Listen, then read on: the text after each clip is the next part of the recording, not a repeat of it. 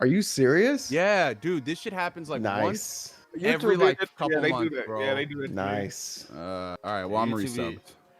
they be I messing up the got growth. unsubscribed from a couple of people before. They be messing up the growth. Yeah, man, we just trying to make it out here, but they don't want us. They don't want Almost us. at 6K. Yeah, you grinding out here, bro. You're making good progress. I'm proud of you. That's good, man. Alex been putting in a whole lot of work. Hell Every yeah. day's got a video. Yep. Yo, this chick I'm talking to on OkCupid, her name is Granny Slayer. What? Granny Slayer? Granny Slayer. I shit y'all not. Her I name love is it. Granny. Well, I'll send it on the Discord so you guys can see it. But her name is fucking Granny Slayer. Yo, Jack, we definitely gotta address some things of some podcasts, behind the scenes business. You know, like the firing of J Main, and he will no longer be on the podcast. He's in breach of contract by not being here tonight. So Yeah. Insubordination, breach of contract. Yeah, so we need to discuss the firing of J Main. He's been late too much times on the podcast. You see, now that he's not here, we actually started the podcast on time. You know what I mean? So J Main, you know what I mean? We gotta address him. We gotta address him tonight. respect you, bro. Respect you. had to be done. Had to be done. Had to. Yeah, we live. We live, by the way. I think everything is good. Let's have a quick sound check for the people in the chat. Check. Hopefully we sound great. Our mics sound good. If you guys need if we need to turn anybody up, let us know. Where J-Man at? We told you he fired, man. We replaced him with Neo GameSpark, man. Fired. He's a new permanent member of Press Our Podcast, man. Oh man, so much pressure. Actually, Neil will probably actually provide actual content now. Oh, wow. Yeah, look how they doing, man. Look at how they doing. We going. We just started, but we going left. There we go. It's crazy. I think everything is pretty much in order. So we're gonna go ahead and get started with the podcast. I think everything is pretty much straight right now.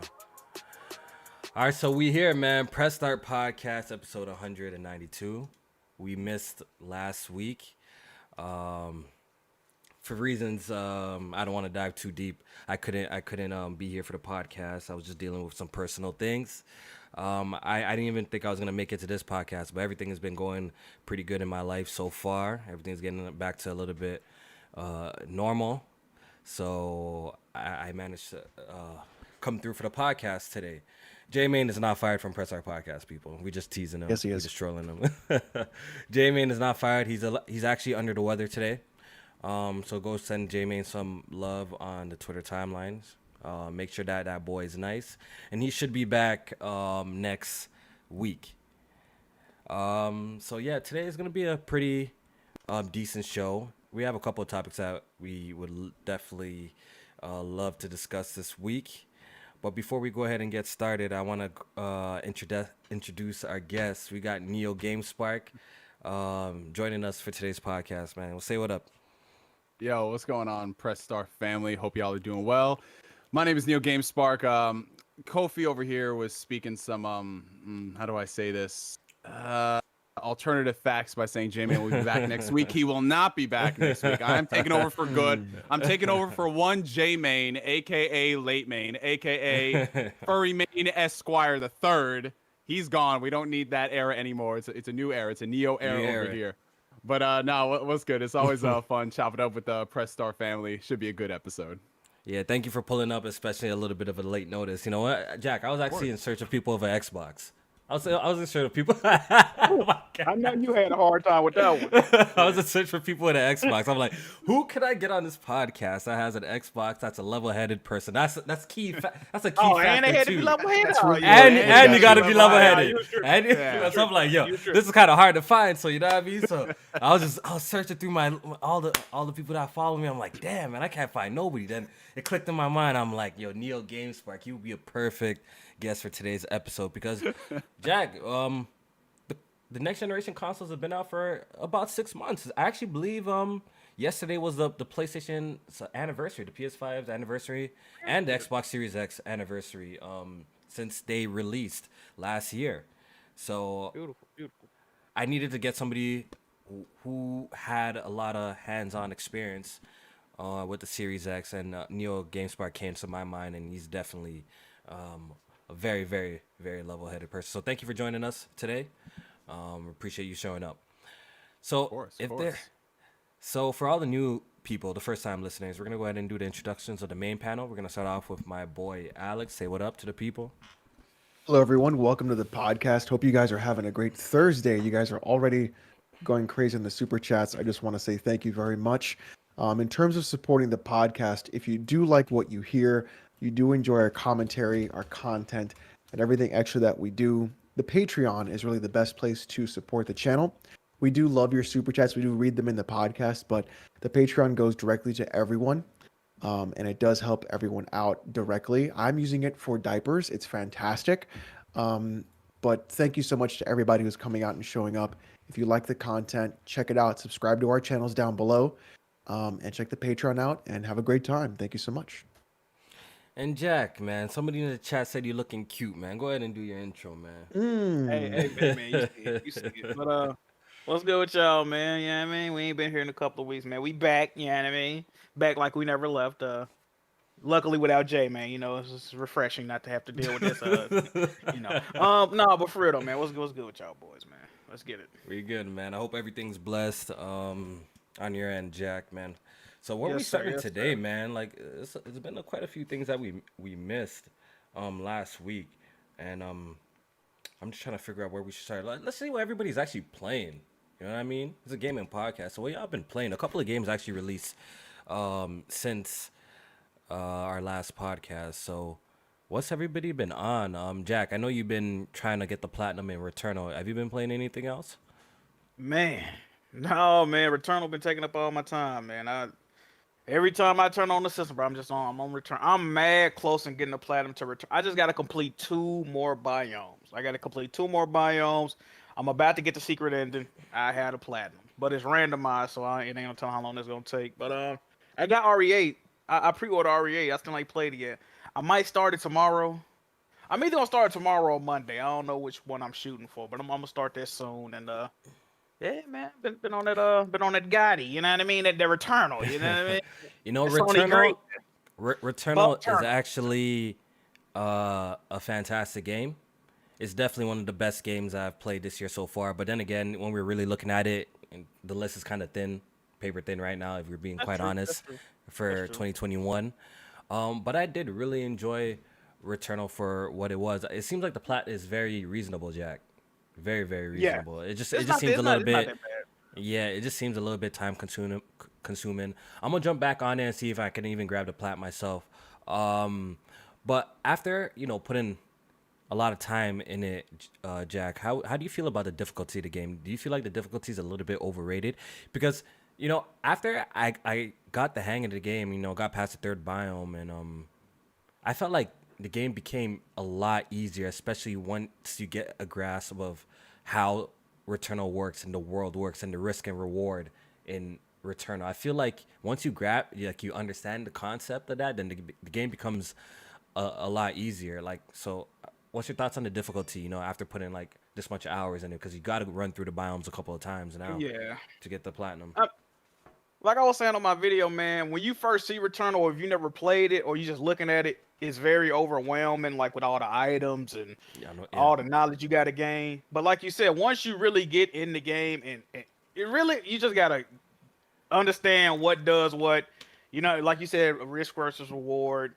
I ain't gonna pick that up this run because I'm fucked off. Okay, I can pick this up. And then the game also gives you a lot of tools to where even if you die or you down bad, you can really rebound from a lot of that shit. So I ain't gonna say the game is easy to me now, but I mean it's pretty much, I mean, if you played it and beat it, you pretty much know what to do. You're not gonna have too much trouble unless they just fuck you over with some of the RNG. So it is pretty easy. I ain't gonna lie. It get kind of. It's not that bad. It really ain't that bad. Yeah, especially when you get like the later the late game guns, and they have like 4 weapon traits and a special ability. Like the game, you get OP in the game, bro. Like you can just run through it for real, for real. Yeah. Neo GameSpark, man. What you been playing? Well, I've been playing a lot of stuff, but since you guys were on the topic of Returnal, man, I don't know if y'all have seen my escapades. You dropped it. Not even dropped it, man. Because here's the thing. All right, here's the thing. Returnal, in terms of the gameplay, that shit is awesome. I love it. It's addicting. I was having a lot of fun with it. it's trying to play the game, I had a problem. So every single time I tried to play, right, I was in the first biome. I remember my first time, I got to the very end. I was like, all right, I'll finish this tomorrow morning.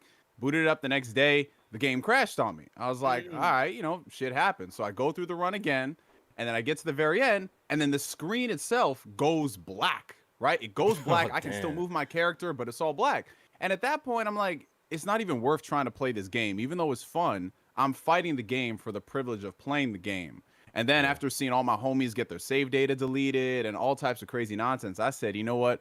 I'm going to put this game down until it's 100% patched. Like, I know it's been working pretty smooth the past couple days, but then the homie Persona speaks. I don't know if y'all are familiar with him. This man was going for his New Game Plus run, and his save data got corrupted. So I'm just like, yo, this game, it's not stable right now at launch. Yeah, and I know people are trying to cap for it because it's a PlayStation exclusive, but if this shit was on any other platform, Nintendo, Xbox, like people, it would be a different conversation, but that's just fanboys being fanboys. But other than that, the game itself is fun. I can't wait to go back to it. Other than that, the game I've been spending the most amount of time with has been Yakuza Like a Dragon. Like that game, I played it at launch, but you know, since we're all working on like the next gen console videos, I didn't have a full chance to dive in until like the past month. And I've just been no life in that shit like crazy. It's been great.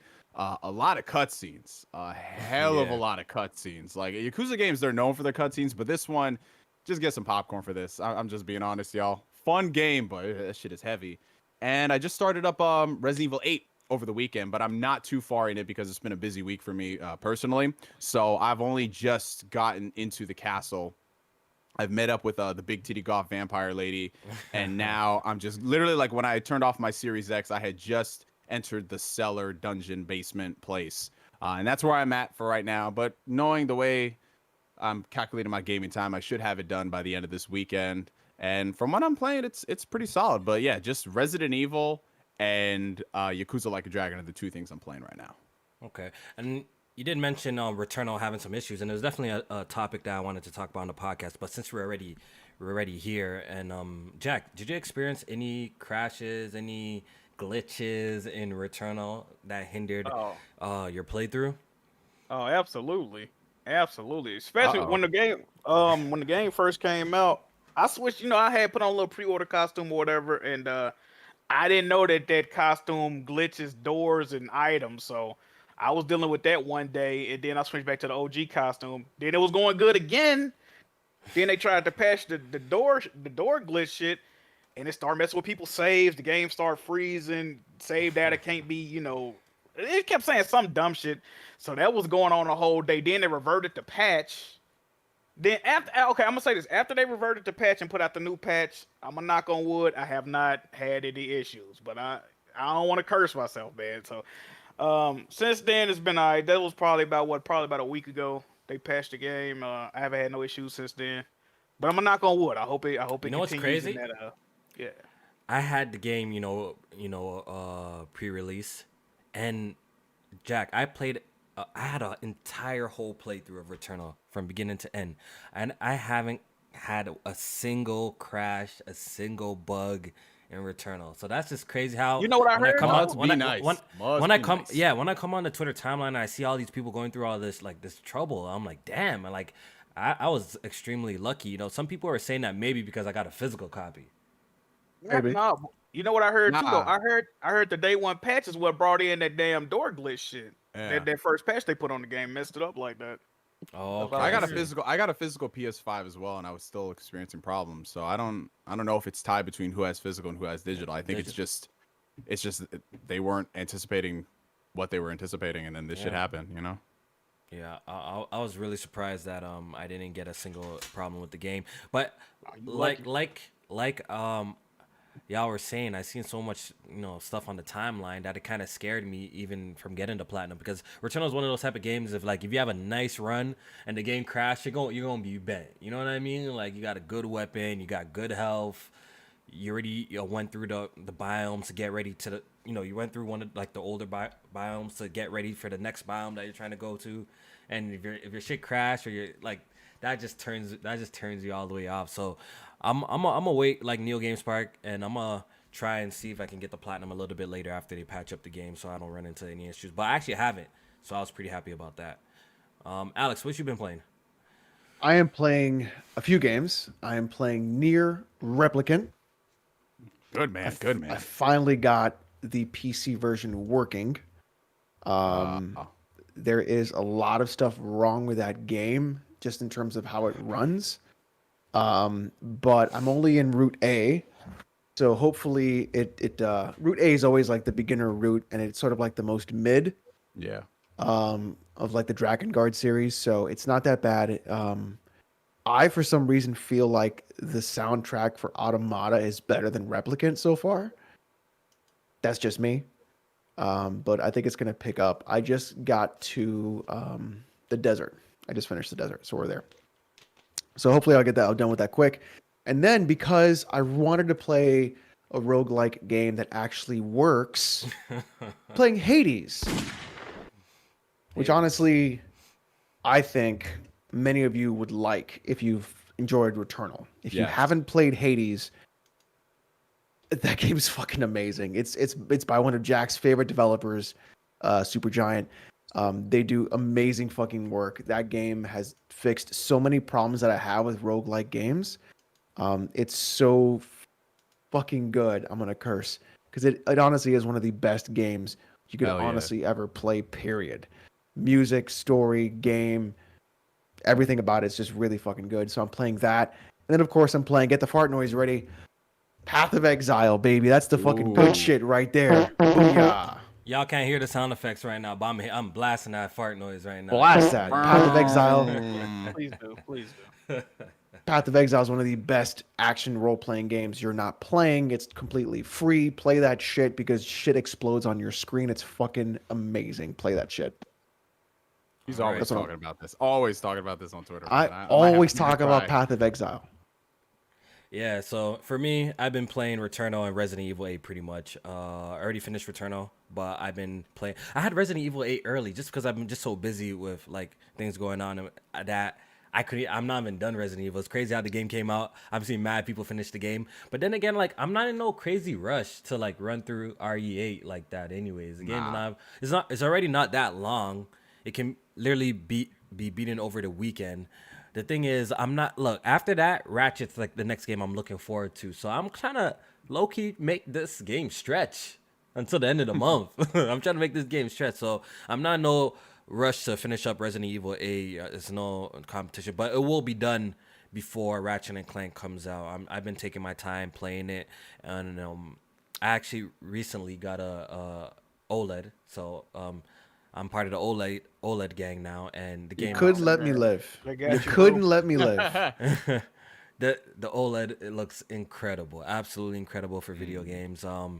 Believe the hype, it's definitely true. The CX is an incredible TV. I got a 65-inch, and even Resident Evil on it just looks mind-bending, even on the PlayStation. So, Curious, Kofi. Yeah. Have you tried playing any Switch games on that? Because I just want to No. know how they would look on the OLED. You know 'cause what? I haven't. I'm playing it on my Bravia, and Switch has been exclusively handheld since I got my 4K TV. I'm like, no. Yeah, I haven't. Do this shit, And bro.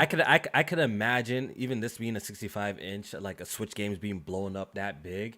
You're probably gonna just see all the imperfections even clearer on a huge display like that. Actually, I haven't plugged in my Switch to OLED. I really don't plan. To be honest, I haven't turned on my Nintendo Switch in a while.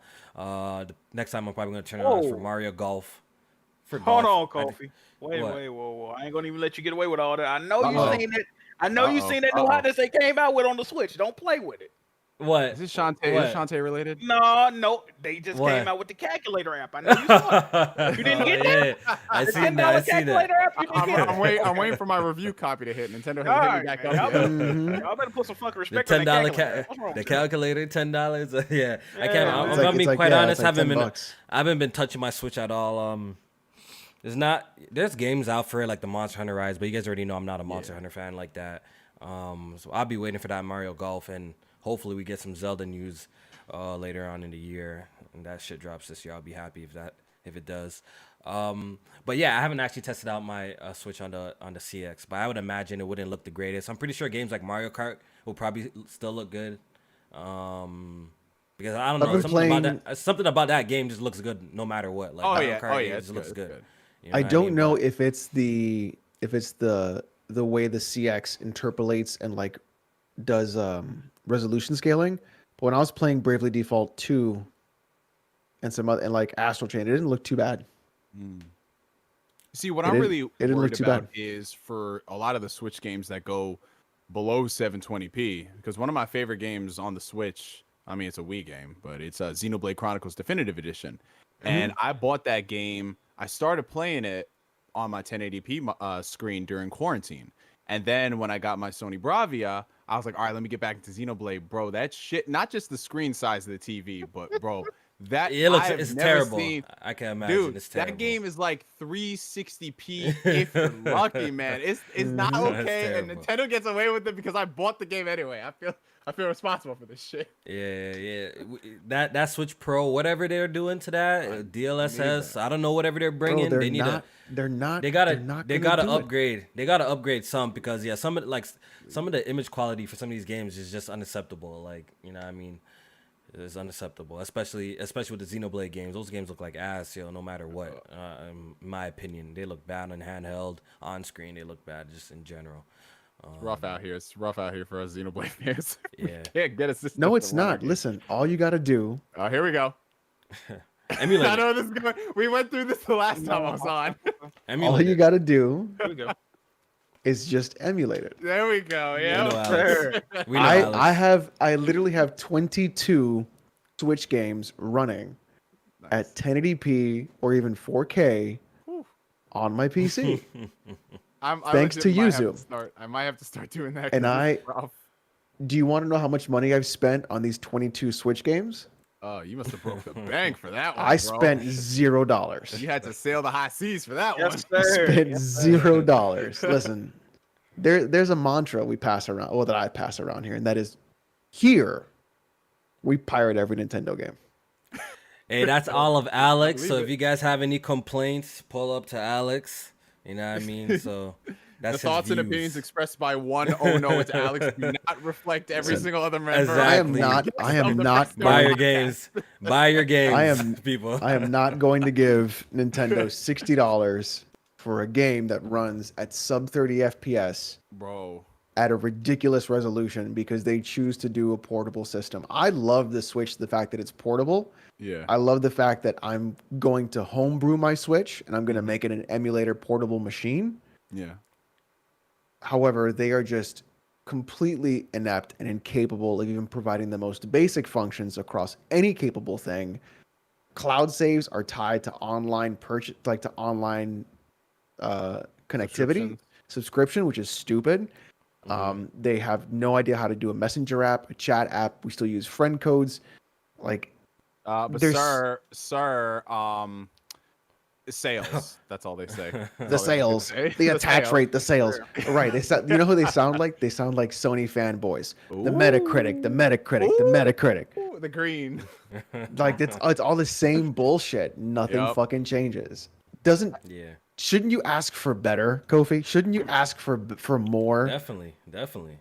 Right? So why would you settle? Yeah. Because nostalgia. That's all it is. To this day, I have never gotten a single, and I love the Switch. My fucking Switch collection, I have like well over 50 games. I have never gotten one logical defense on why Nintendo gets to do the things that they do, other than, well, it makes money, so obviously they're doing something right. Like, bro, even Apple, who's one of the most draconian companies out there, wants it done their way.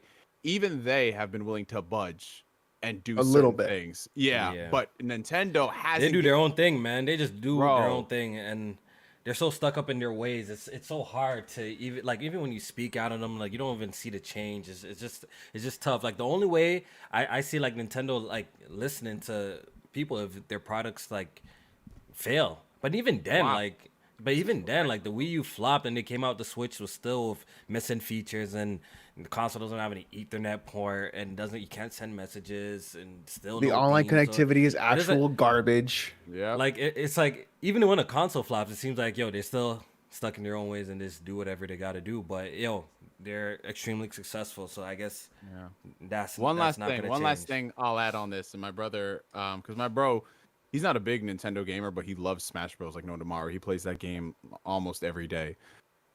I asked him, when the new game came out, I was just like, oh, so what do you think about Ultimates Online? Because, I play Smash Ultimate. I don't play online. I only play with like people around here. And he was just like, bro, I would rather be on stage fighting the top Smash Bros. Person in the world, getting myself humiliated in front of millions than ever play that online mode ever again. It's bad. that bad. And I was like, bro, you're joking. He's like, no, dude, Brawl on the Wii was better than this shit. I was like, if you're playing, what? you can't be playing on Wi-Fi. Period. Both of y'all need to be on like Ethernet for it to have a decent match. If somebody's on Wi-Fi, it's a wrap for Smash. You can't even play. It's unplayable. Yeah. And try playing 4-player Smash with 4 players online on that. It is terrible. I've done it. I know because I've done it, and it was not a pretty sight, to be honest. So it pretty much killed. Like, I'm a person that I'm not like a Smash pro player. I'm not even like the greatest, but I enjoy playing that game. Like, it's just a fun game to play, right? But I felt like the online kind of killed me from playing that game. It's hard to play with friends because the connectivity is just so terrible for Super Smash Bros. So it kind of made that game fall to the back burner for me. And I'm somebody who actually loves Smash. Like, it's just a fun party game overall to play. Like. I think the big thing too is the fact that Nintendo makes such good games, and to see them do such dumb things, it's just like, why? Yeah. Like, why are you doing this? Like, you could be like king of the hill, and you choose not to because of your own inept inability to like look at a thing and not try to give a Nintendo-like solution. It boggles my mind consistently all the time on why they do the things they do. And look, they can make money, but just because you make a lot of money doesn't mean you don't have a lot of simps. And people are really big simps for them, and they need to stop doing that. Yeah, definitely. Anyways, I know we got a little bit sidetracked, but good conversation. 6 months. Title of the podcast, 6 months later, next gen consoles. I kind of want to get into this a little bit.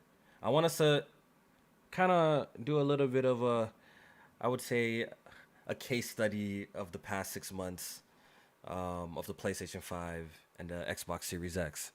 So I just want to, I know all of us besides Alex got next generation consoles, so Alex could take a breather here. You could get a drink. You know what I mean? I'm gonna go play Pillars Path of Exile. I'm gonna go play Path of Exile. Nah. You can still comment and put your 1-2 cents of seeing it from the outside.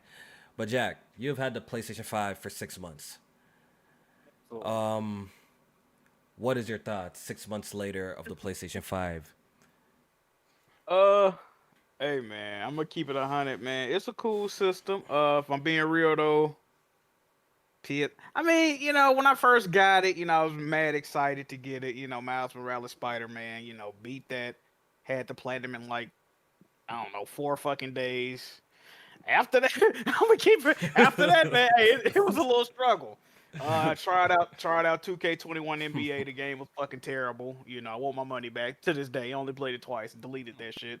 Playing games here and there. I'm trying to think of any other games I played that was just specifically like new.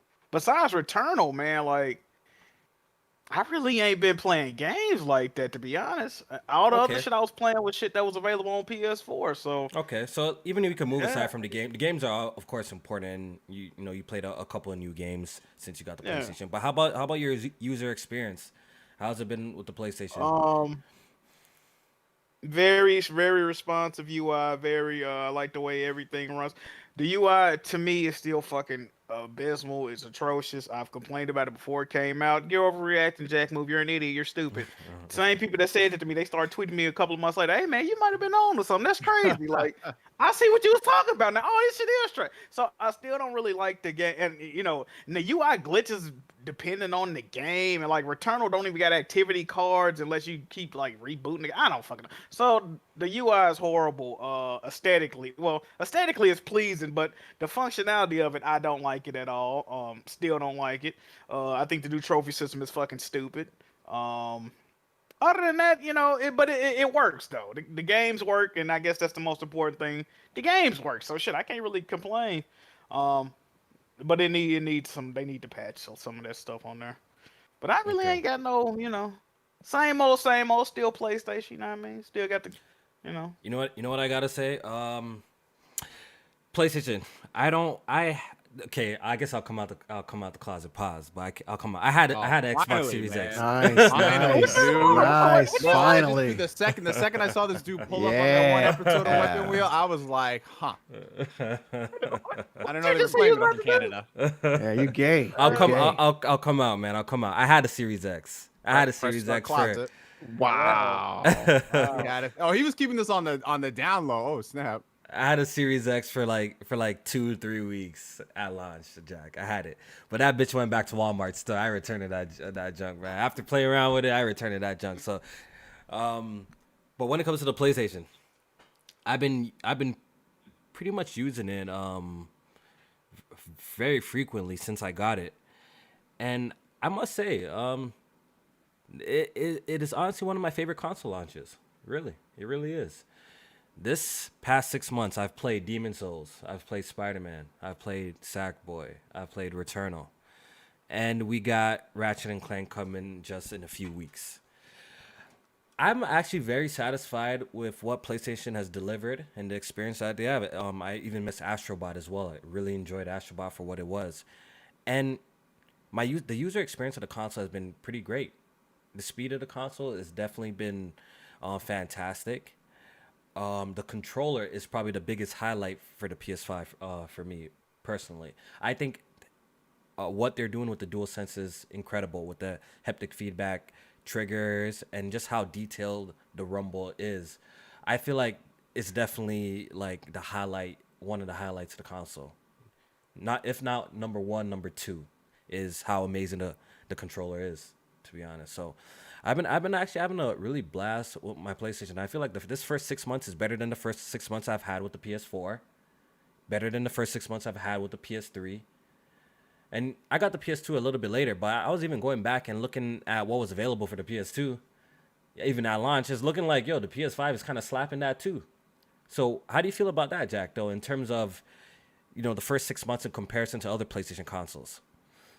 How would you rank it with that in mind? If I'm going on like overall first year lineup, the PS5 is probably the best, to the top right? of that list. If we're thinking about it, what's better though? But what's better though? Like if you really take it in, what's That's what better I'm saying. than If you PS5 6 months? if all these games that's speculating to come out within the first year of the launch or the launch window, PS5 definitely probably one or two. I can't argue that. Yeah. So, I was actually really impressed with like what PlayStation was doing. And it's only next generation console that actually that I used actually felt next generation. Maybe because just a whole lot of new with the user interface, with the controller and stuff like that, and the games that are available. Maybe that's why I just get the sense I'm actually playing something new on the first. So first 6 months, I definitely give it up to PlayStation. They're doing a great job. There's still a lot to look forward to. I think Herman Hulst came out and said Horizon Forbidden West is still on schedule to come out this year in an interview. And we got Ratchet coming out June 11th. So if all these games fall through, in my personal opinion, I already feel like the PS5 is the best first year of any PlayStation in my personal opinion already. But if these other games fall through, it's not even like a discussion or a debate or a conversation to be had on what's the best. You know what I mean?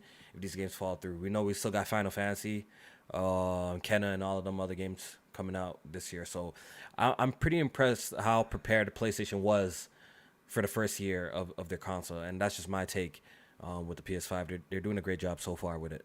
You think the PS5 is the best launch lineup? What's better? I'm actually. Are we talking launch lineup, or are we talking? Or just first of the year? No, just the first year. He's talking about PlayStation. PS2 had a really good first year. I think. I was looking at PS2. Yeah, is PS2 Final Fantasy, Grand Theft Auto, Metal Gear. Dude, you had SSX, you had SSX, Tekken Tag, Time Splitters, DOA 2, I think Ridge Racer 5. Jack and Dexter came out first year too, right? Smuggler's Run, Midnight Club, Unreal. You know what? Ready to Rumble. Alex? I looked. I feel like I looked at the first year games of the PS2, and I came to the conclusion that I thought the PS5. I'm looking at the first year: Armored Core 2, DOA 2, Dynasty Warriors 2, Eternal Ring, Evergrace, Midnight Club, MotoGP, Orphan, Ready to Rumble, Ridge Racer 5, Silent Scope, Smuggler's Run, SSX, Summoner, Tekken Tag, Time Splitters, Like that's a lot. Yeah. People are saying people in the chat are saying Devil May Cry. I'm thinking PS2 is still king. Still king, huh? I think PS2 is still king. It had a lot Yeah, of I'd say great PS. It I'd say had a PS2. lot of great third-party games. It had a great lot because the PS2 was being carried by a lot of great third-party games. Yeah. That time Dude, too, chat so says the take it. bouncer. Like, I I actually would say played that game. PlayStation 5 is definitely better than PS3 and definitely better than PS4, but under Yeah. PS2 and PS1. let's see, PS1. PS1 first What? year. I looked at the PS1 first year lineup. It didn't look all that great to me either. Symphony of the Night already wins. Oh, there you go. Symphony of the Night already PS1 wins. Metal Gear Solid Year 1, Twisted Metal 2, Legacy of Kain Soul Reaver, Tenchu, Siphon Filter, Einhander, Ace Combat, Mega Man Legends, Tomb Raider, Bushido Blade, Tekken 3. I might even say Not bad, PS1 not has bad. the I think PS1 Not has the bad best either. first year launch lineup. Like when I'm looking at this, For PlayStation? for PS1, PS2 looks like it has the best launch lineup right now. In my opinion. Yeah, chat says Symphony of the Night was year 1. Pack it up. Yeah. Oh shit. Yeah. But I wanted to get you on the podcast, Neil GameSpot, specifically for this too as well, because I know that you've been playing your Series X a lot too, and you could give us a pretty good comparison between the two, the first 6 months. So can you tell us your experience with the PS5 and the Series X, your first 6 months, and what console you've been enjoying more overall? Yeah, so since we're on the topic of PlayStation, I might as well just talk about the PS5. PlayStation 5, if I only had to pick one next generation console, if we had to go based off of history, if we had to go based off of game library exclusives, I got to be wrong with PlayStation 5. It doesn't matter. Anything I say afterwards, games are paramount to that experience, and PlayStation has always delivered, if not from first party, definitely third party and second party collaborations. Now, that being said, my time using the PS5 had, even though between the two, it definitely feels more like a next generation console in terms of like the UI refresh, the DualSense controller, and a whole bunch of other things. While that stuff is great, my time using the software hasn't been the smoothest. Like, for example, I don't like how they redesigned the party chat system. I don't like how, like, for example, when you go on other devices that use any type of cloud saves, whether it's on your smartphone, Xbox console, what have you, it's synced automatically, so you don't have to manually do it. On PlayStation, you still have to do that. And I know people are going to say, well, it's just an extra 2-3 steps, but it's still something that should have been easier. They had a whole generation to figure it out, and they didn't. And there's just a lot of things that are still missing from the PS5 user interface experience that either need to be patched in or it needs to be streamlined with some updates. But other than that, game-wise, I definitely do get more next-generation vibes. Even though Spider-Man Miles Morales was cross-gen, I wouldn't want to play that game on a PS4 because, once you go for like the 60 frames per second, the 4K mode, even if it's upscaled or ray tracing, what have you, that shit is clean. Same thing for Astro's Playroom. For a pack-in game, Astro's Playroom was fucking fun, and I go so far as to say I've enjoyed that a hell of a lot more than any of the Mario games I've played in the past couple of years. And yeah. So, and then other than that, I mean, the other game I play, I haven't touched Demon's Souls yet because I have a bunch of other things I'm working on. Returnal was one I wanted to check out, even though I didn't have the best experience. That is still next generation game, and it's a lot of fun. But moving into the Xbox Series X, that's been the console I've spent the most amount of my time with, considering it has a lot of the things that I really do appreciate as a gamer. So things like quick resume. I know people like to overhype it, it doesn't matter, but just the fact that you can have like 5, 6, 7 games suspended and you can go back to it whenever. Like, that stuff is freaking dope. You don't have to wait for a checkpoint. You don't have to wait for a save point. You can literally just be playing Resident Evil 8. Your boy says, yo, let's hop on Warzone, switch to Warzone, and then after that, you go back to exactly where you left off. Like, people don't know how dope quick resume is until you actually use it. It is a really awesome feature, just multitasking, or, tabbing, essentially. And they're just doing a lot of things I like. I mean, the whole FPS boost update you know, yeah, it's for all old games, but come on, playing a lot of these games at 60 frames, 120 frames per second. Like, people were hyping that stuff when Ghost of Tsushima got it, when God of War got it, when Days Gone got it, and now Xbox just made it a system level feature. That stuff is awesome. So instead of saying, "Oh, it's old games," no, you should be telling Sony, "Hey, patch all of our old games to do the exact same thing." That's great. That's facts. I'm sorry to cut you off real quick, but you bring up a great point by saying that, because as soon as, you know, look at people asking for Uncharted patch for a 60 FPS. I'm asking for that. People are asking for The Last of Us 60 FPS. So it's clearly they do care. Clearly they care. Yeah, they care about these old games getting the 60 FPS patch. So that's like one thing you have never seen me do ever on any social media platform is shit on Microsoft for, you know, making these old games run better. Like, you know, as someone who games on PC, that's dope. You know, we get these new GPUs and we love to pop in like games that we couldn't run at before as well, and to see you know, the performance. So I'll never shit on a feature like that. I'll never shit on a feature like that. Microsoft is doing a good job when it comes to what's it called, backwards compatibility and updating the games to where they need to be to take advantage of the hardware. So I just want to throw that in, but continue with your Can I interrupt before you go, Neil? Yeah, go ahead, Alex. So chat, I made a mistake. The list that I pulled was the best PlayStation games, not launch PlayStation games. I kept seeing chat say that, and then when I said Metal Gear Solid, I was like, wait, that was 98. I should know. I love Metal Gear. So that was my mistake. Year one launch games for PS1. So here are the games launched for PS1. Street Fighter the movie, Power Surf 3D Tennis, Battle Arena Toshinden, which is really good, Air Combat, ESPN Extreme Games, Zero Divide, NBA Jam Tournament, Wipeout, and Europe only, Ridge Racer, and Rayman. So to me, best launch lineup would still be PS2.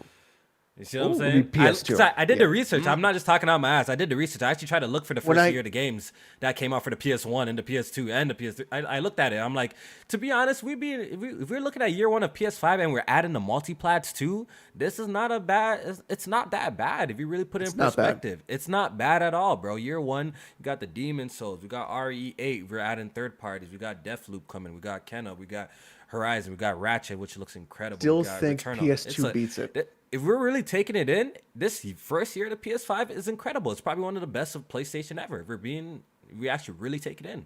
If you really take it in, do the research. So the thing is, here's the thing. I've been using Microsoft Bing. That's what gave me the first list. So apologies on that, fucking Bing. Man, blame Bing, y'all. Blame Bing. I'm trying to get them free points, y'all, for free Game Pass. That's the problem. There you go. Yeah. But continue, Neo. With your Xbox. So they're just they're making a lot of like updates and listening and doing all the community feedback. Like, that stuff is great. They're just adding features that people like randomly say, "Hey, can you guys do this?" And then next update, it's in that update. So from a software side of things, Xbox is killing it, right? And that's awesome. And you got to give credit where credit is due. Now, game lineup wise, it's been fucking terrible. There has not been a single next-gen game available only on Xbox or on Xbox PC ecosystem that has taken advantage of the hardware. Now, you've had some games be patched, like Gears 5 got a Series X patch. It's awesome. That's great. But there's still nothing within the first 6 months. Honestly, I go so far as to say until the first year, like with Halo Infinite, that will give people that general incentive to buy an Xbox console. You know, so for a lot of people wondering, oh, well, you know, like, why should you still hype the software features, yada, yada, yada? Because that stuff is good. Because the games, like, this stuff, like the console launch lineup and everything, this stuff is predetermined years out, like down the road, you know? So it's not as easy as them coming out here and saying, okay, we're working on this software update for Xbox. That'll take a few weeks, maybe a few months. The game stuff, that stuff takes years, which is why you can't really like equate the two. Like, when people say, why are you guys praising the software feature when you should be asking for games? They can't just pull the games out of their pocket. Like, we've already accepted that Xbox is not having games in their first year. Yeah. So it is what it is. Like, yeah, we all know Xbox does not have games in their first year. That's it. So what can we do from there? Well, we can focus on the stuff that we do have right now, which is them making the user experience, you playing games, better. So that's why they're doing all of these updates. And it's been great. Like, I'm enjoying that because when we're talking about playing old ass games from our backlogs, PlayStation, Xbox. Like Xbox is just doing that better right now. That's not an excuse for the lack of games in the first year, but it's just it is what it is. So it's no problem bigging up what they're doing yeah. well. There's no problem with that. You know what I Yeah. mean? So I think that's where people don't understand. Yeah, we can praise Microsoft for having FPS boosts on a lot of these old games. We can praise Microsoft for having backwards compatible titles and stuff like that and supporting things. We could pick up the good things about it too. But yeah, at this point, like Neo Games Park saying, like them, talking about like new games, people have to come to the fact that Microsoft ain't got nothing new this year. Like besides Halo Infinite, that's gonna launch at the end of the year, and if you're lucky, maybe a Forza. If you're lucky, something from Bethesda. The rumor is Starfield, but we really do not know. It's just rumors and speculation. They haven't came out and said anything about nothing. You know what I mean? So.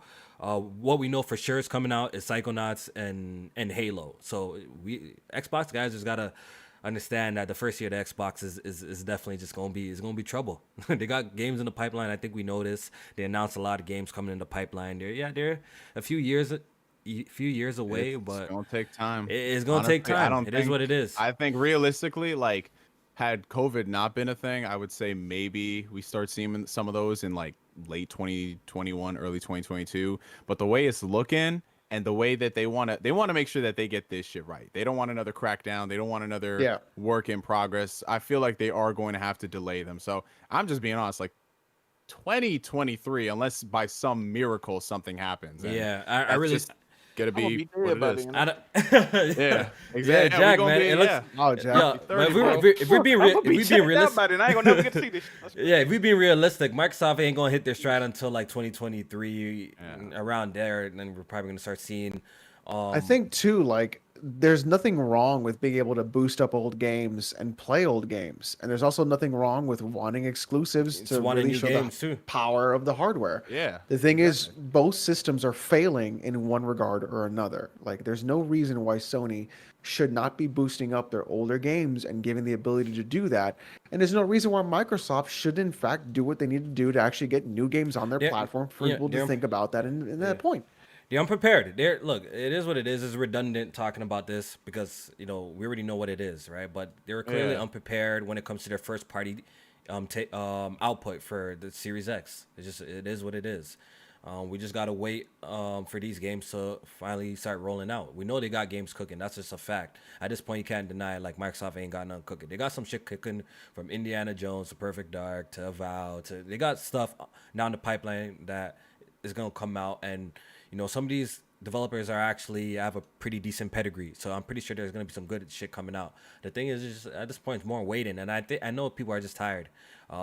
People looking at the Xbox side is tired. Xbox fans must be tired because it seems like it's a whole lot of waiting. They do a whole lot of announcing of this and that, but it's just always a whole lot of waiting. But I think the day is coming where we're gonna have a nice steady flow of Xbox games. Hopefully, I think the day is coming. I do believe it. You can call me optimistic, but I think they're gonna hit their stride in the next couple of years once things get going. This whole COVID situation, like Neo said, definitely made things a lot harder and more challenging for everybody. Look at all the delayed games from even third party. Yeah, look at all the Dying Light. Everything got delayed. Harry Potter Batman, game, all that. Everything got delayed. So you could understand that Microsoft and even Sony is probably facing a lot of challenges trying to get these games out. Gran Turismo wasn't not supposed to drop out this year, but it got delayed to next year. So it is what it is. It's just a situation. Yeah, we already knew that. As soon as they announced that, the second they revealed it, I called bullshit. I called bullshit. The first thing that I said is like, yo, whoever believes that is a complete idiot. No way they're dropping that this year. No way. Yeah, I feel that was more strict. I feel like that was more for their investors than anything to say, yo, year one, we're gonna have the sequel. It's just to build hype. I feel like it's just to build hype. That's all it was. Yeah, it's to build hype. But just one last thing. One last thing I will say, because I don't know, like some people always think that if you praise one thing, that means you're defending another. Like, no one is sitting here defending the fact that Xbox doesn't have games. Like, no one is. We're just praising certain aspects because that's all we can do right now while we're playing the games we have now and waiting for the new ones. I don't know. It's like it's just that whole fanboy thing. Like, oh, well, you like this. Like, for example, like when the PS4 didn't have any games last generation, and people were like, yo, I'm really enjoying my PS4. It's much better. Well, PS4 doesn't have any games, and it didn't have any games till this, and it's just like, bro. The indie station. Yeah, the Indie Station 4 for the first year. for years. You know, Yeah. and it's like me, I'm playing games. I don't really subscribe to that fanboy nonsense. I play games on Xbox, PlayStation, Nintendo, PC. So if you want to say that, like, me praising one thing is somehow damage controlling for the other, I don't know. And I've You never know understood what people that are gonna logic. say, yo. It is what it is. People only Yeah. want to hear one thing from you. Like you can't be objective and talk about Yeah. these consoles. They only want to hear one thing, and that's not how we really operate over here on this side, at least. For Microsoft, I really do believe the games are coming. It's just at this point they already showed their commitment by even acquiring all these studios. Yep. They bought Bethesda, so yo, I don't they don't own believe freaking it. Doom. And So with Microsoft, I don't believe it till I see it, because with the entire Xbox One generation, we had to hear the same thing over and over again. This game's coming out. This unprecedented partnership. it's year fair. after It's fair. year. That's fair. You know, so that's a fair until take. we start seeing the string fair. of those games, like everyone likes to say 23 studios, and I'm excited. I'm excited for Fable. I'm excited for Avowed. I'm excited, but until we get those games in our hands and they're good, I'm not going to sit here and say like, oh shit, it's going to be Yeah. awesome. I that's why to this day I have never done a video talk about what studios I'm excited for, like what they're working on. Like, We if gotta someone wait. asks We got me more a waiting. question, Wait till E3, man. I'll Wait till ask it, E3. but I just keep my mouth Wait shut till 'cause E3. until those games come out, I'm not saying anything. 'Cause, yo, I think the studios that they did purchase are relatively good. I think what they're doing is they're very diversified in the type of games they're going to make. So there's going to be something for everybody rather than Yeah. the same thing over and over. Halo, Gears, and However, Forza. though, I think that what they need to do is bring something to the table, right? Yeah. The thing is, they don't have anything bringing to the table, got and nothing. that's where Sony is successful. Yep. Where they're, even They were though I prepared. They criticize were them for prepared, having man. the same kind of game, they're rated well, they're reviewed well, and people are excited for them. So that's the thing that Sony does well. Microsoft has to do that on top of that if they want to be competitive, not just falling on the back of Game Pass, because Game Pass Yeah. is great, but it can't be their only saving grace. Nope. And I Yeah. part of me thinks this might sound like a crazy conspiracy theory, especially when it comes down to like a close to $10 billion purchase. But part of me thinks long term that's why they bought Bethesda, because they need that output Yeah. of steady games that have established dominance in the public sphere, that people know. They know Doom, they know Wolfenstein, they know Fallout, they know Elder Scrolls. And even if they're just cushions for the rest of the studios to work on games, that's a hell of an incentive to have for a cushion, you know? I feel like that's part of the reason why they bought them. Yeah. It's definitely for the Game Pass and their output. Game So- Pass fodder? We but 6 months. Game But Pass six. fodder. But 6 6 months. This shit crazy. But I've 6 seen months. so many Neo. yellow screens. So 6 months, Neo. But you would say you've been having a good time with your Xbox overall, though. Like you've been having a blast with it, right? Yeah, it's been good. It just does everything. Same thing for if I only had the PlayStation, I'd be having fun with the PlayStation. But since I have both, obviously you're gonna gravitate towards one, and just Xbox makes it easier with like quick resume and shit. You know, that's cool. Yeah, definitely. That's dope. All right, let's take a little bit of a super chat break and get our bearings for Yeah, the next man. topic. All right, let's see here. We've got a few of them. You guys have really, so it's really strange how like when J-Main is not here, you guys donate a lot more. Wow. You know what it is? You know what it is? What's that? It's because the gaming credibility didn't decrease. Oh Wow. man, Wow. J-Man, they're doing you nasty, bro. Listen, I'm just gonna be They honest. doing Like you J-Man, nasty. he the homie. We both from New York, but listen, I don't know what the point was of his wife or his friends or whatever renting him out one of those video game vans. And this dude's like, "What video game?" Exactly. He just said that motherfucker. This man about to be on social media saying, "Yo, we got this video game van. Yo, you ever play Mario Kart? Nah, I don't mess with that shit." I'm like, what? He was just Like, he's sending like, he doesn't that even- motherfucker. That's crazy. And you know what? He says he's beaten all these games this year. Which games? I have not seen. I've seen Solid Red post up Resident Evil stats. I've seen Rand post up Resident You Evil see stats. me post up games I beat? Exactly. I've seen. Alex. Where's the games that J-Main beats? I don't know. I don't hear him be talking about games. I be hearing him talking. I need about to more see about some NBA. achievements. That's Yo, for real, yo, every mad. Saturday night he's talking about NBA. Yeah, Yeah, J-Man gonna right. come back. Yeah, J-Man gonna come back and flame y'all on the podcast. That's what's funny. He's Is how spinning right now. He Yeah. might not even He's be okay. wearing it, bro. Nah, he's gonna you come back wait. and flame y'all on the podcast. We're all going. We're probably going to get a cease and desist letter before the end of this podcast from his lawyers.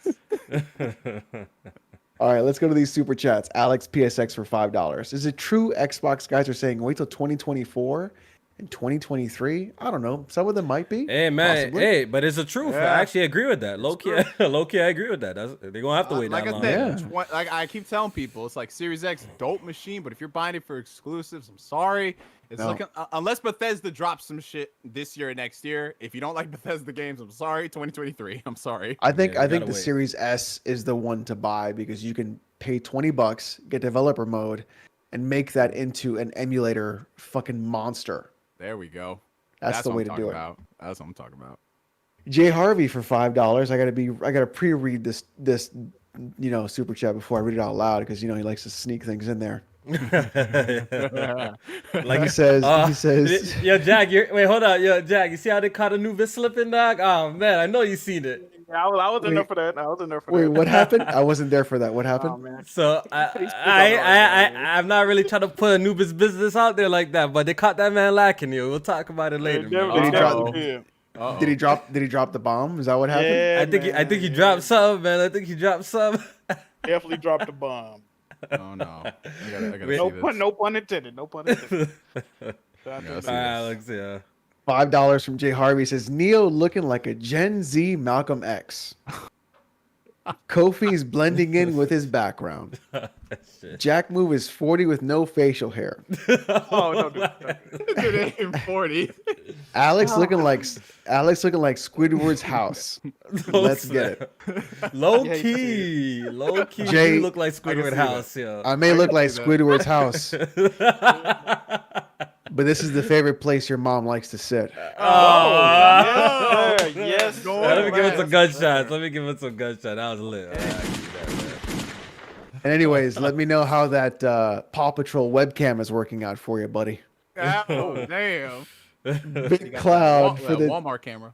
Big Cloud for the $10. What up, fam? Hit the like button. Thank you, brother. I appreciate it. Please check out the Solid Cast every other Tuesday as well on Yes, Blaze sir. 4K's channel. Yes, sir. Po'boy57 for $2. Hopefully, J-Main play some games with the day off. Game Inspection for the 5. Shout out to my homie Neil Game Spark. Game Inspection, you have been MIA in the Discord. Problem. Solve it.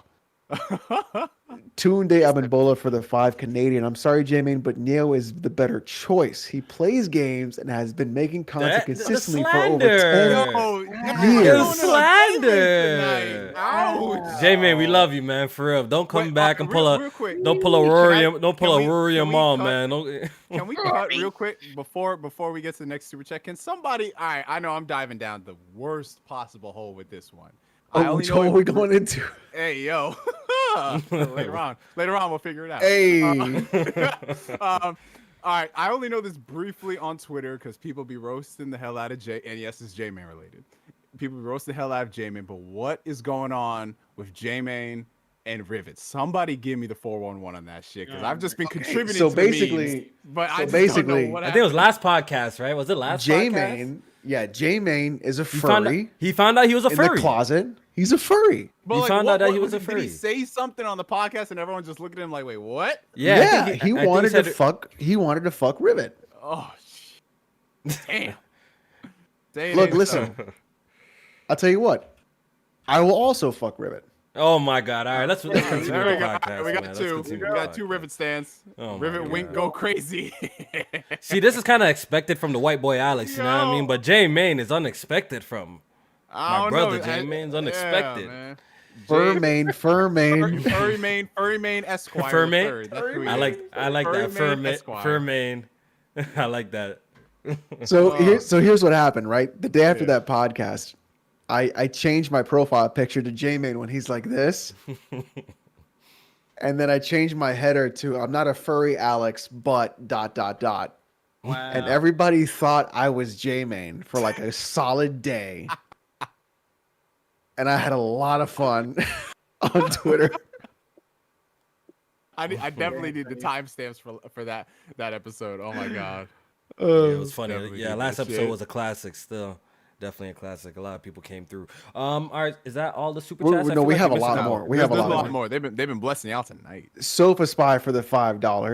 PSP like button to the moon. I appreciate that. Appreciate it. Thank Same you. old 23 for the $9.99. Alex felt the same way about Replicant's soundtrack compared to Automata, that I wanted to switch the soundtrack to Automata on Replicant, but over time it grew on me and I love it.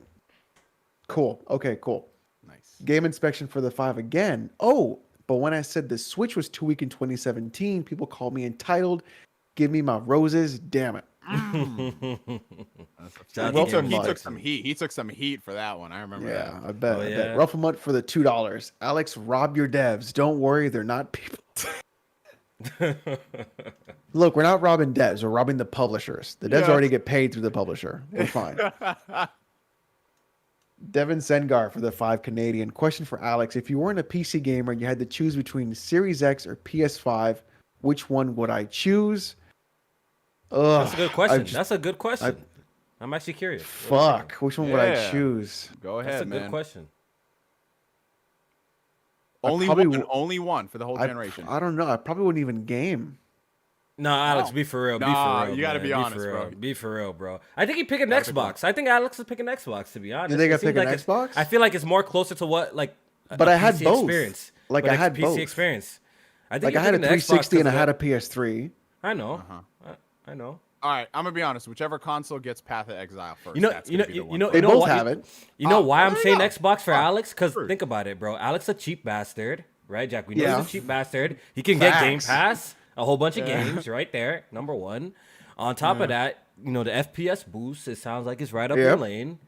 You know Yep, what I mean? yep. Backwards compatibility. It sounds like it's right up your lane. I'd probably get a Series S to emulate a bunch of shit. All right. It sounds like Probably you get an Xbox. I think you. Probably Xbox, yeah. Yeah. And you I hate mean, modern. literally- You hate modern PlayStation right now. I hate modern games, yeah. So You yeah, hate probably an modern Xbox. PlayStation. I probably would have stopped at PS3 and then just got a Series X. It's probably what I would have done if I didn't play on PC at all. But I mean, you know, it doesn't really matter anymore because I get every game no matter what. Yes, sir. I get every game. Y'all are jelly. Rufflemut for the 5. Fingers crossed that the new online infrastructure Nintendo is working on finally fixes Smash Brothers. I personally heard good things on Mario Party Online. Yeah, they're using Windows 98 for their online.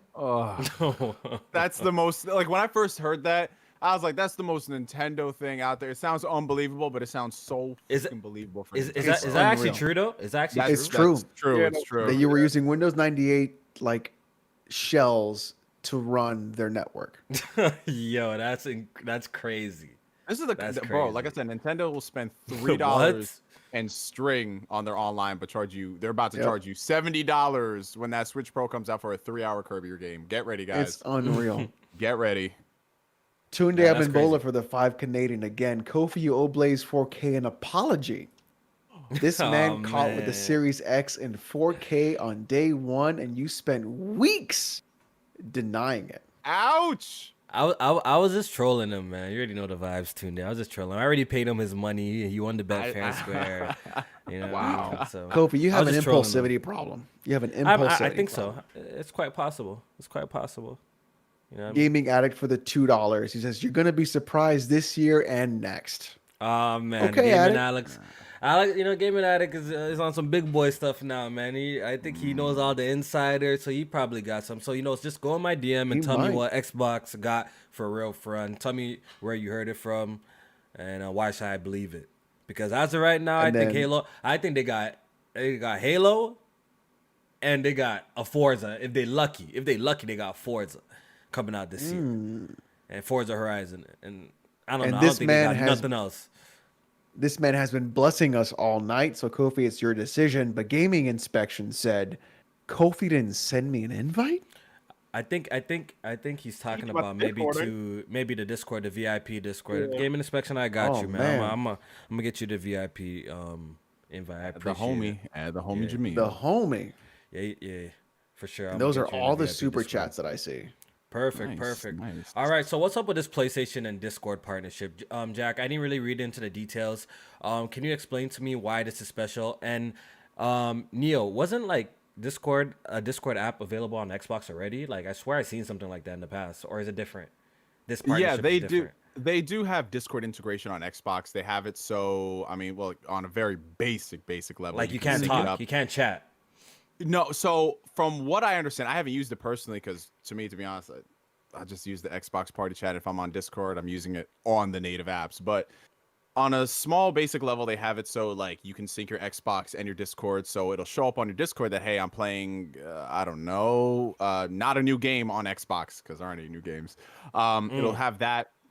But from what I understand, some of the really like pro Xbox people actually dig in deep into the research. They say you can actually talk on Xbox with Discord, but you can't change any of like your input devices. That's what I've heard. Now I heard this on Xbox podcasts, like good Xbox podcasts, like what was it? I think Rand and Jez Corden.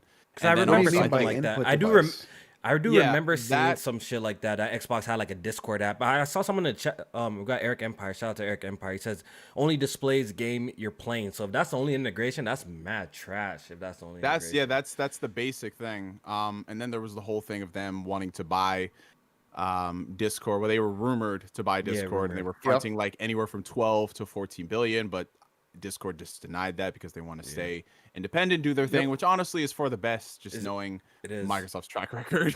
It is for the best. So Jack, what's going on with PlayStation and Discord? Is this partnership different in is it different than the way it's set up on Xbox? Do you know anything about this? They really didn't even go into details like that. Really, what I read was that Sony was invested in Discord and they entered some type of partnership. I hope it's more in depth than the shit they got on Xbox. Like the full like y'all said, integration. because like on Xbox, you can see what game they playing. I hope they really like give PS and voice chat over to Discord. I've always wanted Discord implemented in PlayStation. PlayStation voice chat is fucking horrible. The way that it works is fucking horrible. Discord integration would be that would be the way to go. I hope they seriously look into that. Like I said, don't nobody really know the exact details of this situation or how they're gonna integrate it. So I'm not really too excited about it yet until I see how they're gonna do it. But I mean, I guess it's a good thing at the end of the day because we thought Microsoft was gonna fucking buy them the other day. So from what I read, they made a pretty decent investment in Discord, and I think this partnership, honestly, like if you read between the lines, if you guys have noticed, PlayStation, they got rid of the communities section. Yes. And then a few months later, we hear that there's this Discord partnership. So part of me is leading to believe that this partnership is actually going to be more than just displaying your names. They'll actually find a way somehow to have a full-on Discord app on PlayStation.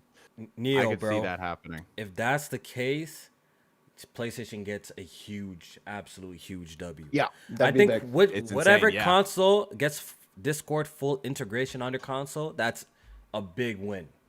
Huge win, in my personal opinion. How vital Discord is today in gaming, in the gaming space. If they manage to get that on, if anybody, Microsoft, Nintendo, if anyone managed to get the full integration of Discord up and running on their console, that's a huge W. I feel like for me, it should go to every console no matter what. Yeah, like, but knowing PlayStation, they're probably trying to cut a deal where they have the exclusive rights to this or something. Yeah, but I think it's only like a small percentage, right? It's not like huge. It's a small percentage, but it's a huge percentage considering how big Discord has become and how much it's valued. But there's also one thing that I am curious, because if they do a full-on integration with the Discord app where you can voice chat with your friends, that would be amazing for cross-gen games, everything. And here's the thing that's weird though, and this is where I don't know, like part of me is thinking they might not do full voice chat, or maybe they'll find a way to merge it. PlayStation still has their own system level party chat system where you can talk to people, and it is trash. It is trash on the at least the PlayStation 5 anyway. But part of me is thinking, like, how is that going to work as far as developers are concerned? You know, because obviously they do in-game chat for their games, and then they also have party chats, and they do that for PlayStation, they do that for Xbox. But then you have Discord. The system level, System and introducing that. I don't know if that's going to be way more work for them, because then you have to contend with, okay, we have our in-game chat, then we have to try to sync that with the PlayStation system level party chat, and then now we have Discord.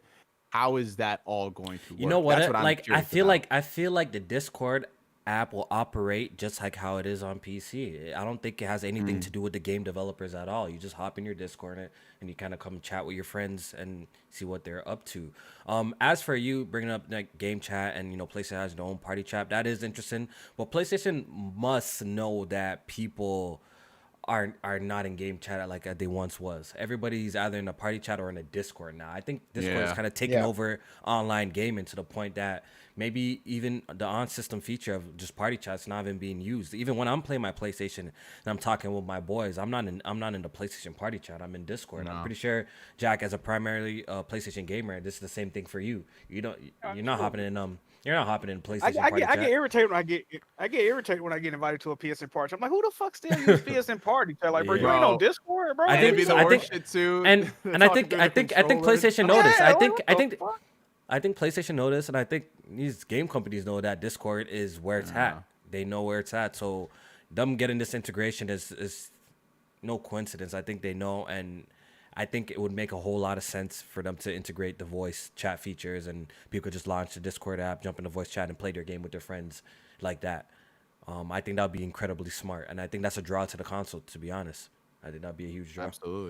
Absolutely. And one last thing, just because I have to just further add clarification to this. When I was talking about the people talking about saying that there's a possibility that maybe you can voice chat on Discord through Xbox, I wasn't saying that myself. I was saying that this was on particular podcasts where they found some way to do that. I don't know the exact validity of that. So I'm not saying that I personally did that, but that's what I've heard and what I've been told. But it's not obviously across the board. Like you can just go onto Xbox, select Discord and do that. I'm not sure. But I just want to report that's what people were experiencing who have credibility, as you say. But other than that, I mean, this just goes to what PlayStation has been doing for the past 6 months of this generation, where Microsoft is going ahead and buying a lot of studios and making those type of deals. PlayStation is doing more strategic partnerships where they don't have to, like Colin Moriarty's got a great phrase, you don't have to buy the cow when you get the milk constantly. And this is essentially what they're doing. They're making partnerships with Discord, just like they made partnerships with Square Enix for Final Fantasy 16 and then for Spoken, and then investing in like Jade Raymond's next game and all these other things. So and because let's be honest, PlayStation does not have as much capital as Xbox to go ahead and wave their dick around and buy studios Bethesda left, right, and crazy stuff like that, So they have to make those things matter. And it's like, okay, what do we have to buy? All right, Discord making a partnership with that sounds like a solid sound investment. All right, Final Fantasy. People love Final Fantasy, so let's just get the first game exclusive, even if it's just for like a year or something before it comes to PC, because that's what's really worked for them in the past. Like they also have a history with Square too. Yeah, so absolutely. It's not like it's like out of the blue, right? It's they have a massive history with Square, especially after the PS1. So it makes sense for that.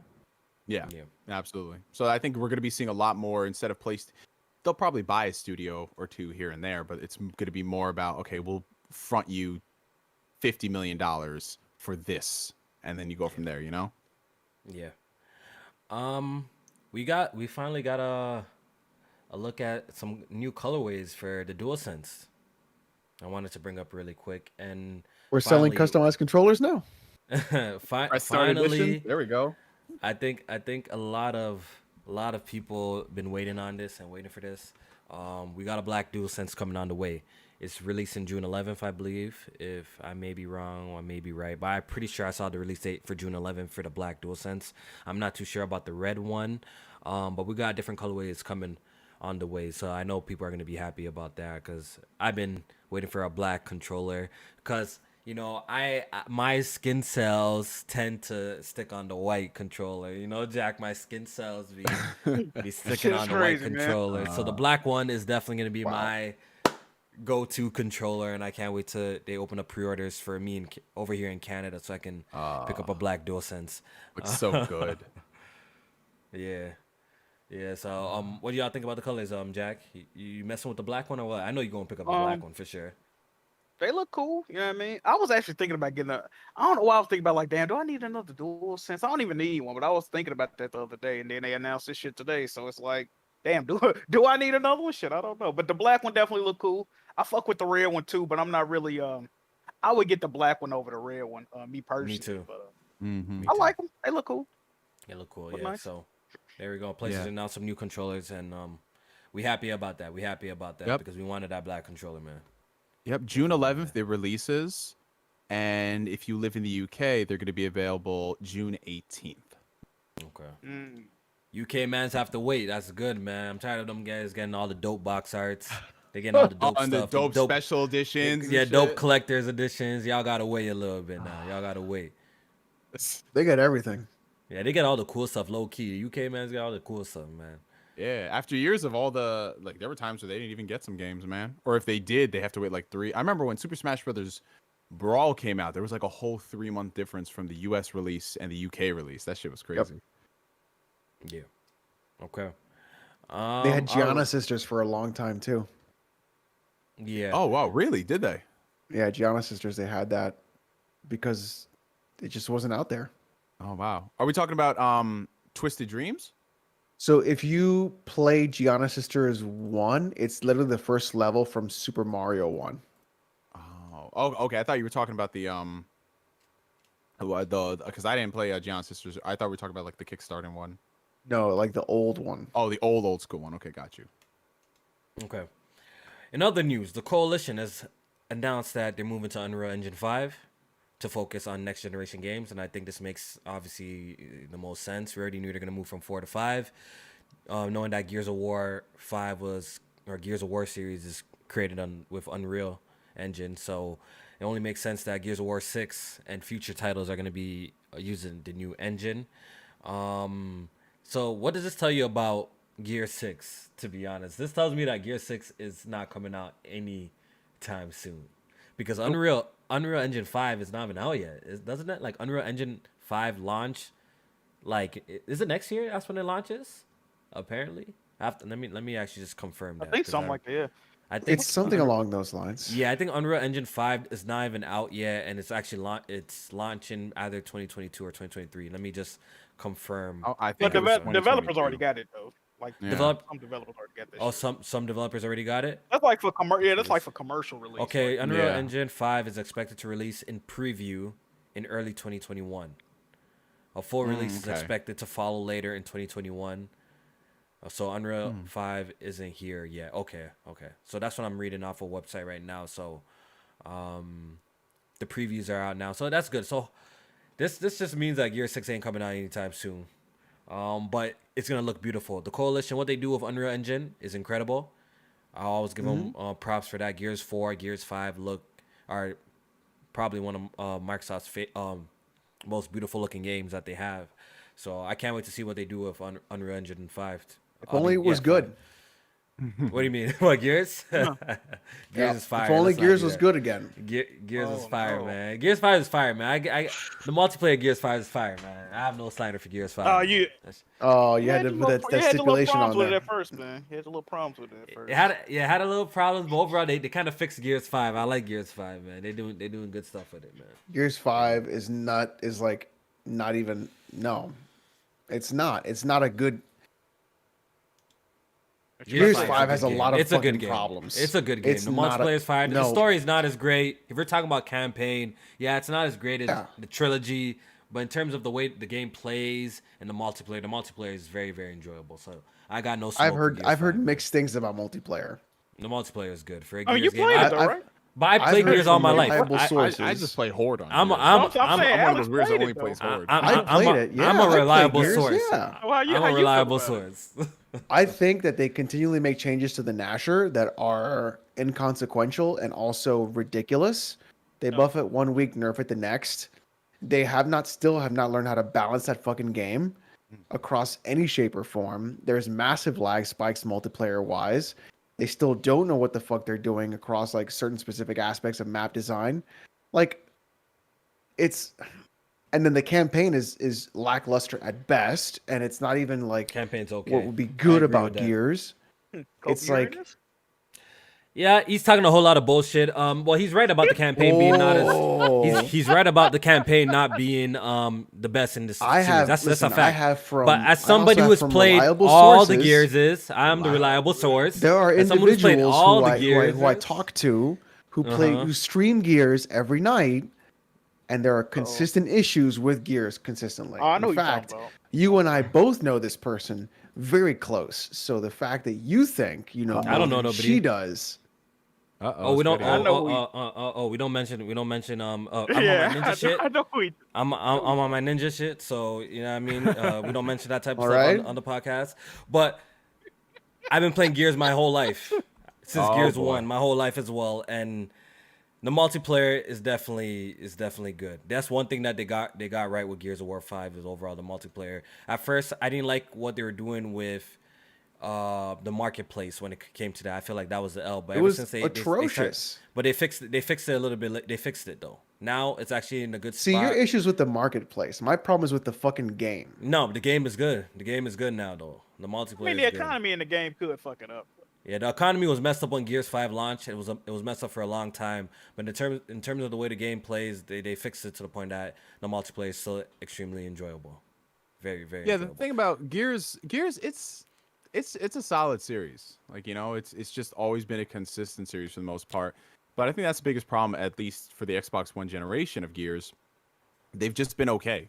You know, Yeah. they've been. They don't really serviceable, push the which needle. is They fine. don't push the needle Yeah. and do anything it's- new. Which Yeah, at one totally. hand, I kind of appreciate this as someone who kind of likes the traditional way Gears plays. Yeah. And at the same time, like, okay, maybe they can explore different things. I feel like it's really tough for a franchise like that to evolve because you're gonna have players like me that's been there since day one that are gonna want things to be a little bit samey. There's gonna be new players that are gonna complain about, okay, maybe they changed shit too much. So you have to find that right balance, and that's, I guess, a dilemma that they gotta always deal with. You know, the criticism of always playing it safe. You don't like the changes if they good though, right? I If think the the changes- biggest problem they had with Gears was the fact that they established the whole studio to work on Gears of War. So when they were working on Yeah. Gears of War 4, they were like, all right, we're making this Gears of War game. This is the first sequel to Gears of War. It's not a prequel. In 5 years, we got to get this game.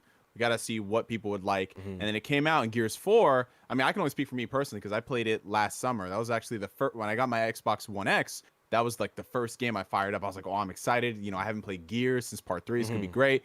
Played through that campaign and I'm just like, What like, the okay, fuck? yeah, like the Gear. All right, just to be honest here, right? The Gears campaigns, they're not like masterclass in terms of storytelling. They're fun. Gears co-op 2 romps. Gears 2 campaign It was cool. is one of the best. Really, when Dom and his wife, you're gonna be like, that was cool. No, it was Yeah, cool in the sense that like it's a good campaign. You know, Gears Yeah. 2, Gears 1 and 2 are great campaigns.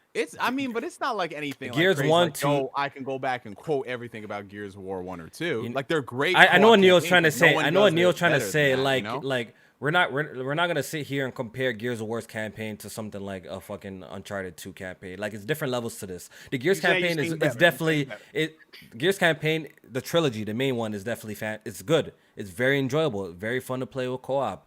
But there's definitely levels to this. There's obviously games with way better stories and stuff like that when it comes to that. It's when it comes to Gears, it's the multiplayer. There's a lot of Microsoft's first party games too. Is the multiplayer is the shining factor of the series when it comes to that. Though, but But just to finish up what I was saying, like, yeah, the Gears campaigns, they're not the craziest things in the world, but with part 4 in particular, I went into that knowing like, all right, you know, I just want to get something enjoyable. I didn't get anything enjoyable out of part 4. I thought the characters fell flat by comparison to what we had before. Part 5 is much better. Like, it is better. It's much better in terms of fleshing out the characters, the narrative, and they did some interesting things to make it feel different. But I don't know, for me personally, I don't think like making the world of Gears bigger in terms of like bigger maps really helped with the campaign. you know what I'm gonna say this, Neil? You know? The Coalition is doing a much better job than 343. Oh, In absolutely. terms of yeah, the exactly, Coalition yeah. with Gears is doing a way better job than what absolutely. 343 Industry is doing with Halo. That's how I feel. I feel Absolutely. like They're 343 is doing a better extremely job. overrated and still unproven. And Coalition is actually doing a better job I with got a question. the Gears of War franchise, in my personal opinion. Go ahead, Jack. Didn't Rod Ferguson leave after Gears I think 5? he He did. did. He's I at think he Blizzard now. did. He's at All right, Blizzard. let me ask y'all a question. Do y'all feel like him leaving because he worked on every single Gears game, if I'm not mistaken? So do y'all feel like him leaving is gonna see No, any lingering because effects of that? he's making sure Diablo 2 is actually good. So yeah, okay, well there you go. There you go. But okay, so you're asking me if do I feel like Gears is this gonna affect Gears that Rod Do you Ferguson feel is like you're gonna gone? see some like subtle shit to where it's like, you know what I mean? I don't Because know. it did come out that he was like changing gears too. Like people was like making fun of him because he said he didn't want characters smoking and shit like that. You remember that? Oh yeah, he said No, for Oh, yeah. yeah. he inserted his personal Belief opinions in on it. smoking, and I think he said like his father was a big smoker. I and it affected remember him, that. Yeah, that and was that's why he Yeah, took it weird. out. It was so strange because like, bro, it's a mature rated game that people have been playing since Yeah, '06. I do recall that. Like, why would I that do recall matter? something like that. Yeah, like no one was ever thinking like, I really wish the characters in Gears didn't smoke. Like that's why yeah, it's that was some weird, silly shit. Yeah. you know? Like I feel like Yeah. that's one of the things where nobody asked him the question in the interview. He just said it. You know what I'm saying? Yeah. Like people just want to insert this like that, like I'm vegan. It's like, well, nobody asked if you're vegan. Like straight up. Did you wonder why Fucking none of our vegan characters are smoking? games. Like bro. Yeah. Huh? No. It's like, why would you Yeah. put your own? I think that's really what makes people angry. It's like It's like when things don't match for a character, but they're entered anyways, and you're like, why? Yeah. Like what is the reason behind what you're doing? And I think that's really what makes people like fucking angry sometimes. That's the thing. I have no problem. Like obviously every single artist, they self-insert themselves and it's based off their Of experiences. That's how course. it's personal. But my problem is when you take established characters who, like I said, nobody had a problem with these characters smoking, then all of a sudden we're gonna tell them to stop smoking. Like, is there any story significance? No. We're just not gonna have them smoke. Just because we want Why? to, and it's like It's like like why would you? it's I weird. think like, that's what makes people angry is like when the it funny doesn't thing fit is the character.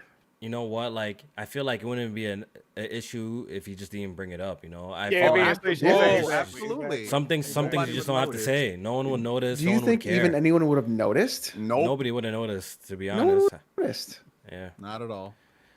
yeah. Low key, a lot of these guys be creating problems for themselves by just opening their mouth. A lot of the times, they just open their mouth and they create problems for themselves. So something like that, you shouldn't even Absolutely. mention. You shouldn't even Yeah.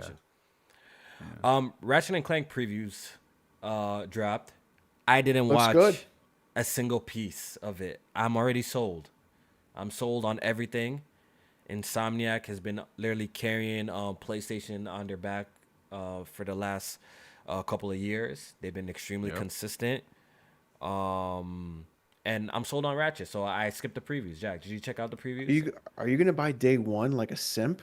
Oh, 100%. Oh, I already pre-ordered the 100%. deluxe edition, Dun, dun, dun, yes, dun, sir. dun, dun. 100%. Yes, sir. So, Jack, you see You the guys are previews you're or what? not gonna wait for the PC version? Yes.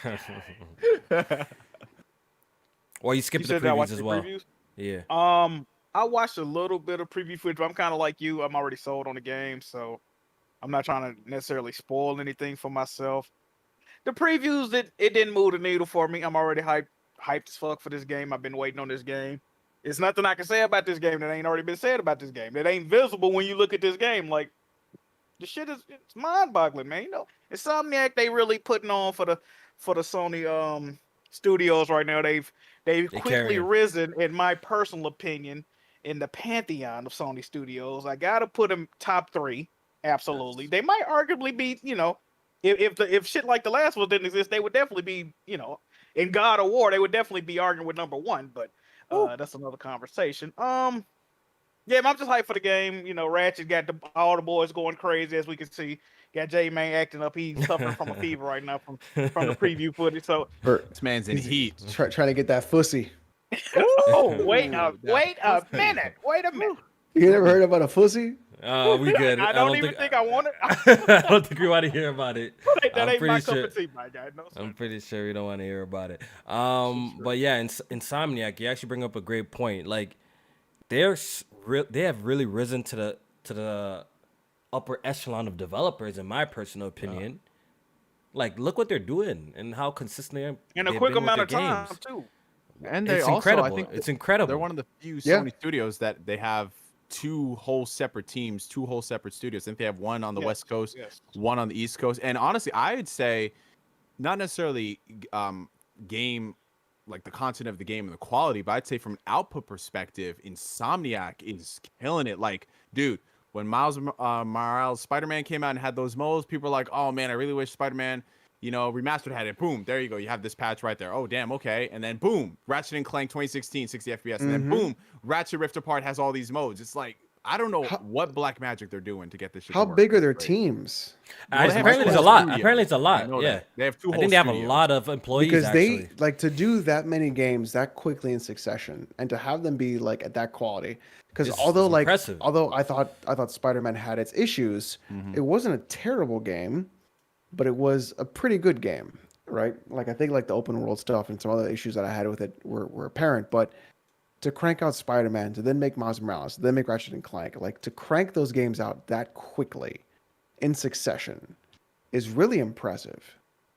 Yeah. And I'm just wondering how big that team actually is. I think they just have a really good workflow pipeline. Like they know exactly what they're supposed to do. And one thing I've noticed, especially when you read up on game development, like how you hear how, all right, like we spend X amount of time working on this, and then this person has a different idea, then we scrap like 6 weeks, 6 Everything. months of work. Yeah.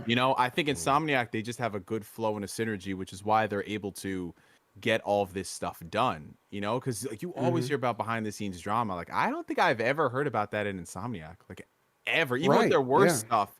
You'd have to go back to Fuse. But even then, it's just been like, hey, we're Fucking Insomniac. Fuse. Holy I blame EA for shit. that. Yeah, that was EA. That was all EA. That was all EA. Yeah. Remember how like that game looked so fucking good, and you were like, "Yo, this is like TF2 for consoles. This is gonna be It was great." called Overstrike at first. I remember that. Overstrike. Yeah. Oh god, I remember that. Overstrike looks so good. I was so pumped for that game. Chatmans are getting at me a little bit. They're saying that I need to relax. That Insomniac is a C tier studio at best. Who said that? I seen a couple of comments on the chat so far telling me that they're not that good. That I'm kind of hyped. Nah, y'all true. Wow, you guys are crazy. Man. Nah, they're Even definitely not even C, me, man. even I think they're not C tier. They're not no C tier studio. Let's not do that. Let's not do that. That's actually kind of disrespectful if you think about it, bro. Yeah, Like if the type of game you that see they're the putting game they out put is out, not- bro. See, come on, bro. Don't. Yeah, Ratchet man. went gold today too. Actually, the game they finished the game. Well, that's today. great news. There we go. That's great Yeah. news. Yep. Definitely great news, and I'm looking forward to that game. That game looks incredible. Like after that state of play, my mind was blown. I just need to play it. I need to play that. I'm like you, Kofi. I looked up little to no footage. I saw the initial. Basically, if they ever had like a conference, or if they had like a state of play, that's the only time I'd see footage. But whenever they do dedicated state of plays to the games, I'd watch like 30 seconds. I'd skim, but then that's it. I don't want to know anything else. I want to be surprised, like because with Uncharted 4, that was one thing that kind of got me to stop looking up everything about games. Like remember with Uncharted 4 how they, I don't know if it was really spoiling it, but they showed off the whole the whole like Drake and his brother when they were on the excursion, that whole scene, the chase, that was incredible to watch. And playing in the game, it was just as good. But just imagine if they didn't show that shit and then everybody played it and we're like, yo, like that. Okay. Yeah, shout out to Eddie in the chat. Shout out to all the viewers already. We almost have 200 likes. Thank you. Appreciate it. If you're enjoying the show, hit the like button. We're actually gonna get out of here just now. But I see Eddie in the chat. He brought up Insomniac and Guerrilla Games. I kind of want to ask y'all about that. Which no competition. No competition. I'm No sorry. competition. What does Guerrilla Games put out? That's been like I would say that's what I'm saying. You see, that's what I'm saying. That's what I agree. I want to see where y'all kind of felt with this because I know Guerrilla Jack, Games got one game I like. Now, it's granted, Horizon. I really fucking like Horizon, but if we keep it at 100, they got one banger, and it's diehard Sony fans don't even like Killzone. You know what I mean? I could pull up, Killzone ain't it, bro. Yeah, Insomniac definitely over Guerrilla Games. It's not even a competition. Let's just I like be real. Horizon, but I don't like it that much. I still think like Spider-Man and Ratchet are better, and I don't even like Killzone. If you know me, I shit on Killzone all the damn time. So for sure. Like I'll be honest, if Killzone did not have those jaw-dropping graphics, would any of y'all be saying this? Probably not. I always thought that franchise was so dry, yo. It just looked good. I remember Killzone 2 when that came out. We were all hyping up the visuals and it was awesome. But when we played that game, and then there was the whole debacle about the controls and the weighty feeling, and it just didn't feel good. And then when Killzone 3 came out, they were like, all right, we addressed the feedback on the controls in this game. But I was like, wait a minute, I thought people said they liked the controls. Why are they over here praising them for saying they changed it? Like, Killzone is a fun shooter. It's great to have it exclusive, but Horizon was the first game that really put them on the map where people are like, oh, this is what you guys can do. Wow, because before that, everyone was just capping for Killzone because of the graphics. Like, let's be honest, you guys remember this shit. There are the videos from way back when. We are not gonna sit here and do this revisionist ass history. And not Like, even that. you ain't Look, even gotta do it, bro. let's be honest about the Yeah. graphics, right? The PS2 visuals were fucking doctored. Yeah. And the fact that they couldn't even fucking do those visuals and they had to wait to put it on the PS fucking 3 tells you that the fact that they fucking faked all that shit when they made that shit happen. So don't even give them any credit about that until Horizon Zero Dawn, because Killzone was not where it's at. If people truly fuck with Killzone like that, they would still be making. Point blank. Low key. Oh, that's all you got to say. That's all you got to say. I got to shout out some of the comments section saying Killzone Mercenaries on the Vita was the best Killzone game. I agree. I Actually played the That beta game of was that dope. game, and that was actually pretty fun. I don't even like Killzone, but I actually had fun playing that. Surprise. You know what? Liberation on PSP was. I like that top down one. That top down one. I think it was I never Liberation. played that one. That one wasn't too bad from what I remember. I just never liked the Killzone franchise. Too tough. That was on the like that, was on the PSP. PSP right? Liberation. Oh, yeah. yeah. Liberation on the Yeah. PSP. That one wasn't too bad from what I remember. It was like a top down Killzone, kind of like, oh, you move this guy here, that type of game. I remember enjoying that for a little bit, but Killzone 1 trash, Killzone 2 serviceable, 3 just a beautiful looking game, but overall it was forgettable. Shadowfall forgettable. Guerrilla Games only, like Jack said, only really caught one with Horizon Zero Dawn and Insomniac about to put out 2 games within a year that's can compete with that. You see what I'm saying? Like, Yeah. come on, bro. Like, come on, man. You can't do it, bro. yeah. Yeah, what it is. That's pretty much. Let's read up the super chats and let's wrap up the podcast. That's pretty much all we got. I this only week, got man. one. Did I miss any other ones? I think that's it. I think that's it, man. So Robert I think Slade that's for it. the 5, he says, good to see you guys again. Neo, as an appreciator of both God of War 2018 and DMC5, where do you rank both their series? Alex, you need to try Virgil out. Look, I'm in the middle of DMC3 right now. I'm almost done with DMC3. I'm still on the belief, even where I am right now, that DMC3 is better than God of War 3. Here we go again. We're not having this That's debate. where I am right now. First of all, he asked Neo GameSpark. He never asked Alex, so no one cares what he's saying, bro. He asked Neo GameSpark. He didn't ask Alex. He didn't ask Alex. I'm gonna ask Neo. Neo, Yeah. I just finished the section Okay. where we ride our motorcycle down the tower. Ooh. All right. Sir.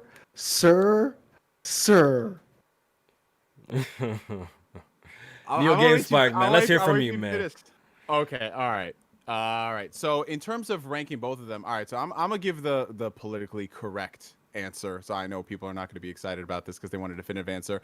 To me, it's just like the best of the West meets the best of the East. You know, like God of War is one of the best action games. It's the best action game we have out over here. Just like I personally believe Devil May Cry is the best that we have out of Japan.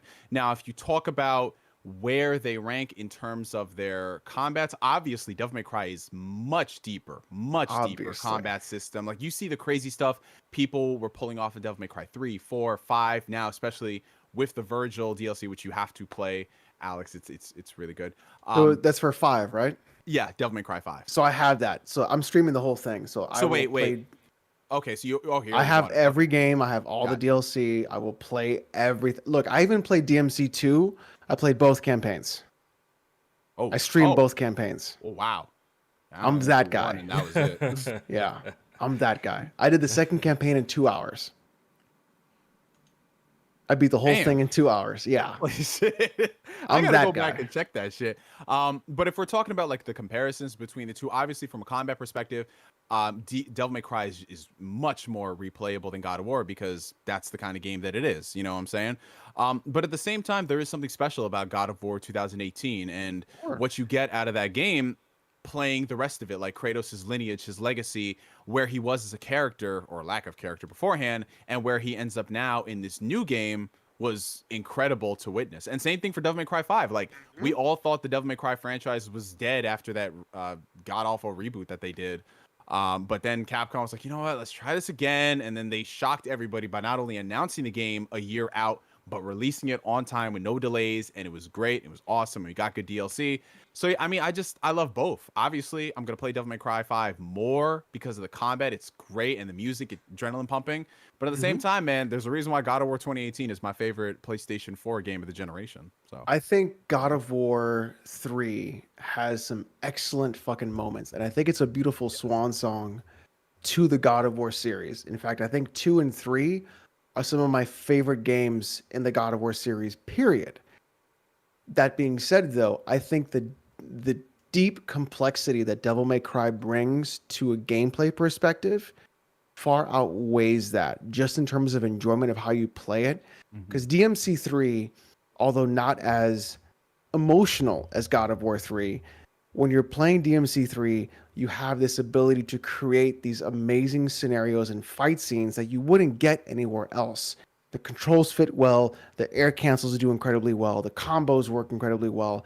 Everything fits so well in DMC3 that I'm just so pumped about that game just from a gameplay perspective. If you're talking the story perspective, I think God of War 3 trounces so many things because you're so emotional at the end of God of War 3 with getting the apology from your wife and your daughter, with coming to understanding of what you've done throughout the 5 games before you got there, because I'm counting the PSP games because they're canon, with getting the understanding of like you're using Pandora's box to give free will to humans, to then sacrificing yourself, to letting go of the reign of the power of the gods that have had over Olympus all this time, and you're literally destroying the world to free it. And then you get to the end and you're punching Zeus in the face until your screen goes red, and it's this emotional thing. And honestly, I had more connection with Kratos at the end of 3 than I did with God of War 2018. But that's just me, because I think 2018 is not what we should have gotten. But that's another conversation for another day. But I think story-wise, yes, God of War 3 is much better. But I'm talking about a gameplay perspective. I think Devil May Cry trounces it completely. Yeah, and one last thing, I just remembered as I was looking back through the question, we kind of didn't answer his question. His question was, where do we rank them in their respective series? So where would we rank 2018 in terms of, well, Alex, you kind of already did that. I did that, yeah. And then we rank Devil May Cry. So for me, my personal favorite Devil May Cry game of all time is going to be Devil May Cry 3, especially with that special edition they put on the Switch. I don't know if you've got that, Alex, but it's... No, I only have the PC version. Oh, man, if you ever do need a game to get on your Switch, Devil May Cry 3 Special Edition, they went back and they added in a whole bunch of new styles. It's awesome. So I, personally, to me, that's my favorite Devil May Cry game. I think it always will be, even though 5 is right up there. Right up there. Like, right up there, 5, in terms of the combat and the music. It's hard to pick. They go back and forth, but I think 3 will always have a special place in my heart. Now, God of War 2018... amazing game, but I can comfortably rank that lower than God of War 3. I can comfortably rank that lower because I think that's a pretty common opinion, to be honest. A lot of people feel like God of War 3 is still kind of like the pinnacle God of War because just of everything, all the boss fights in the game. I think when it comes to story, God of War 2018 is definitely the way that was told, shot, it was incredible.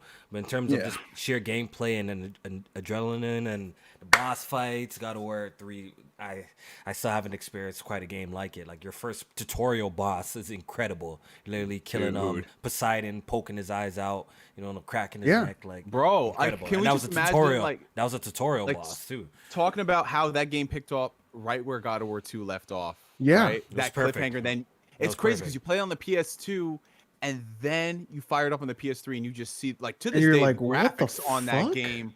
It's still really good. Good. I recently played it, actually. Bro. It's still it holds up to this day. It holds up to this day. It's great. So for me personally, Devil May Cry 3 is top, but 5 can go back and forth. For me, it's God of War 3 top, and then God of War 2018 right below it. Yeah. I think people really discredit the PSP games. They're good. They were solid. They're great. And I think they're incredibly solid. I think I loved Ghost, and Ghost was great because you got to see Kratos and be like, he has a brother, and then you got to see like his origin story and like Kratos being like the bastard child who wasn't supposed to be who he is, and he got pushed into this thing, and you were like, oh my god, I was supposed to be his brother the whole time, and I thought that was cool. And I think Chains was more emotional than 2018 was, because you're literally trying to force your daughter off of you, and you have to sacrifice her again to then make sure that the world survives. And I think that was a bigger impact. And she's screaming to like, no, don't let me go. And it's like, do you choose to live in this thing and then sacrifice everyone because of the mistake you made to then be? So people say like 2018 was when he was like a character. I think is just disingenuous completely across the board, because that means they just didn't play the games. To be fair, I will say this much though. I didn't have any attachment to Kratos outside of the. And man said it's a God of War recap podcast. Yo, these guys went off. So. But look at this. There's God of War 3 supremacy in the chat. I love it. I personally didn't get much attachment to Kratos outside of the fact that he's doing crazy shit. Like that was awesome. But it wasn't until the PSP games, like you said, where I was like, okay, they're doing something here. They're doing something different. But unfortunately, how many people are going to play the handheld game versus the mainline entry of the console? Yeah. Like, why that stigma exists, you know? And it's also like you can connect that with like Metal Gear, because Peace Walker was so pivotal to MGS5. And if you never played Peace Walker, you'd have no idea what's going on in 5. And if you never played Metal Gear 1 and Metal Gear 2 on the MSX, you'd have no idea what's going on in 5 at the ending. You'd be like, what's Operation Intrude? You'd have no idea. Nothing would matter, because you're like, I just don't get it, because like the pieces aren't there. But I don't know. I think God of War isn't a bad series. I just didn't like the way that they went with 2018. I think there could have been something so much more. Like I think it would have been, what I think would have been fantastic is if Kratos' son would have been horrified at the monster his father truly is. If that was shown more, and then having his son be afraid of his own father, I think that would have been a much better story than what they were trying to portray. I don't know, but we could talk about that later. Yeah, we could actually have a whole discussion on this. Yeah, it seems like you two should do a video. I was ready to respond y'all to that. Two do y'all do a separate video, and y'all go off on this God of War versus DMC shit. Oh, but last thing we did get another super chat. I'll read it for you if you guys want. So we got the homie Game Inspection coming through with another $5 super chat. Blessed in the Press Star family. All caps. Alex and Neo talk to them on Devil May Cry and God of War. Well, we just did for the past half hour. We just did. No, they took over. Took over the pod. But actually, okay, one more thing before we get out of here. Microsoft is celebrating their 20 years. 20 years of Xbox, Jack. I think their anniversary is coming this November. So I want just to go around and each of y'all give me y'all best Xbox memory. Could be a game that you played. Something positive, you know. It's always with the slander with the Xbox. So give us something. One of your best Xbox centric memory. I'm gonna tell you what. So shout out to Microsoft first of all. 20 years. I know like people come with the jokes and stuff like that, but you know if you've been following me at least, you guys know that I like Xbox games. Most of the multiplayer games I play are Xbox centric because I grew up playing that. You know what I mean? And I have a lot of great memories on Xbox. When I really think back, I was there with the OG Xbox day one. I was there with the Xbox 360 day one. Unfortunately, I was there with the Xbox One day one as well. But yeah, man, I've had a lot of great memories on Xbox, and I just want to go around real quick and everyone just tell me their best memory playing an Xbox game or just on the platform itself. So I want to start off with Jack. You know what I mean? We're gonna start off with Jack. I actually do got a positive Xbox memory, man. I remember the first time I played the Xbox 360. I went to my grandma's house because my cousins lived at, and my cousin had the Xbox 360, and they had Fight Night Round 3. And that was the first time I played that game because I fucked with Fight Night. And I was blown away. I was really blown away. I'm like, damn, I really need to get me like the new Xbox. Like this shit is that was before Xbox. Yeah, Jack saying that. That was before Xbox on they fuck shit. You know what I mean? They were still, for the people. They ain't have all these paywalls and all the other extra stuff. I'm like, damn, this shit heat. Like, and you know what else? The first time I seen before that, the first time I ever saw Gears of War, I was blown away by that. I was like, damn, that shit looked really cool. Like I wouldn't mind playing that. I thought that looked really dope. So those are positive Xbox memories I got. Let's hear from Neo GameSpark.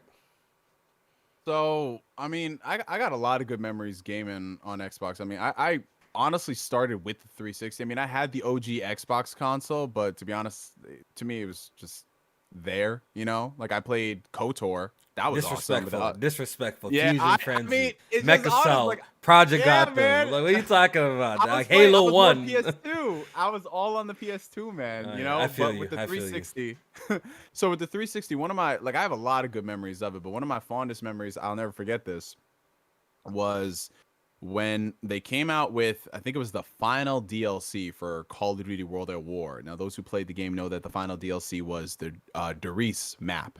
And I'll never forget this because me and my boys, we actually waited until they dropped the DLC. Like, we had a countdown ready. Like, we were going to download this immediately, and we were going to play this for the rest of the night. And I remember it dropped, and we were literally playing it no lie for 10 hours straight. We didn't get off the game until like 5 a.m. in the morning. And I'll never forget this shit because it was literally, got to the point where we were like 5 hours in. Like, well, does anybody want to take a break? No. We were all just running the same map, trying to find new secrets and what's the best loop to run around the map and what does this thing do here. And that's one of my fondest memories because, you know, like, these are people I met through Call of Duty and I met through YouTube. And these are people I still talk to this day, and we play Call of Duty together. So it's just amazing, like, you know, the power of gaming and connectivity and community. And that's something I always cherish, you know, like these relationships. For me, online gaming was peak for me on Xbox. Even today, as a content creator who has a community of people, great people that, you know, play games with, some of my favorite moments ever are still on the Xbox playing with my boys. Halo 3. I used to leave school at lunch when I had an extra period off to go and even play Halo 3 doubles with one of my close friends at the time. We used to play doubles on lunch break, then go back to school. I was that much of a fiend at the time. Also, the nights that we spent playing Gears of War 1, Annex, Gridlock, execution matches, doing crab walks. No one wanted to host because everyone wanted to do all the fun glitches. Wanted to crab walk, wanted to kung fu flip, want to skydive. OG mans know what's up about these terms. And in Gears of War. So we used to spend all night having just a blast playing custom games. Going back to a little bit further, the OG Xbox with games like Fusion Frenzy, playing locally with my brothers. Some of my most fondest gaming moments ever, playing Soul Calibur 2 on the Xbox, and even the original Forza. Like, it was just a great time, man. The Xbox, and my very first like online experience on a console was on the original Xbox playing Halo 2. I remember I got Xbox Live. I was on the headset and everything, man. That shit was lit at the time, playing Halo 2 on the original Xbox Online. So those are probably like my fondest memories of gaming on Xbox. It's just like my play a lot of multiplayer, man. A whole lot of multiplayer was played on Xbox, and countless hours with like my high school friends and stuff like that. It was just a whole lot of fun. But those are probably my fondest memories of Xbox. How about you, Alex? It's got to be Halo 1 when you have like 8 fucking people bringing in their Xboxes to boost it up and make a LAN party on a Friday night with a 24-pack of Mountain Dew. And you're all like, let's fucking go, you know, because that game was a fucking shit. And then also booting up Halo 2 for the first time and being like, I'm going to play online? Yeah, like that was man, dope. That was crazy. Like I grew up with like Diablo and Quake playing online, so for me it wasn't anything new. But like just seeing like that come to a console and people being like hyped and pumped about it was pretty dope. Yeah, there we go, nice. Man. So 20 years of Xbox, man. It's I know we have a lot of criticism. It's just what we want them to do better, and that's just the facts. Yeah, we want Xbox to do better. Hopefully the games that they got coming, they hit, they slap, and you know, at the end of the day, we're the ones that are gonna be enjoying them. You know, me, I'd be supporting Microsoft when they drop fire. So I'm hoping for the best for the Xbox. You know, the Series X, the Xbox Game Studios, and all of that too. I'm hoping for the best, and hopefully, you know, they come through for us. I think we got a few more super chats that came in. Yeah, you got a few more. Let's outros. See. Yep, we got 4 Horsemen of the Apocalypse coming through with the $5. 20 years being the nigga that the girl cries to, and not the nigga rearranging her insides every night. Congrats, Xbox. Oh, jeez. Wow. I'm glad. You know what? I'm honestly glad you read that one and not me. Yeah, because they'll be like, wait, what did you say? What did you say? All right, we got $2 coming in from S Blankson 95. Sonic Heroes is better than Sonic Adventure 1. Don't hate. I don't know about that You one, guys got Chief. input I on don't that? know. I don't know about that one, Chief. I don't know about that one. I used to like Heroes. I did. It was Sonic Heroes was cool. It I controls. liked I it think too. it controls better than Sonic. That's the Adventure. one that you game get to made play. me You nauseous play though, with man. all three at the same time, right? All three at Yeah. the same time. Yeah, I remember Yep. that game. I used to All be right, a we big got- Sonic fan, man.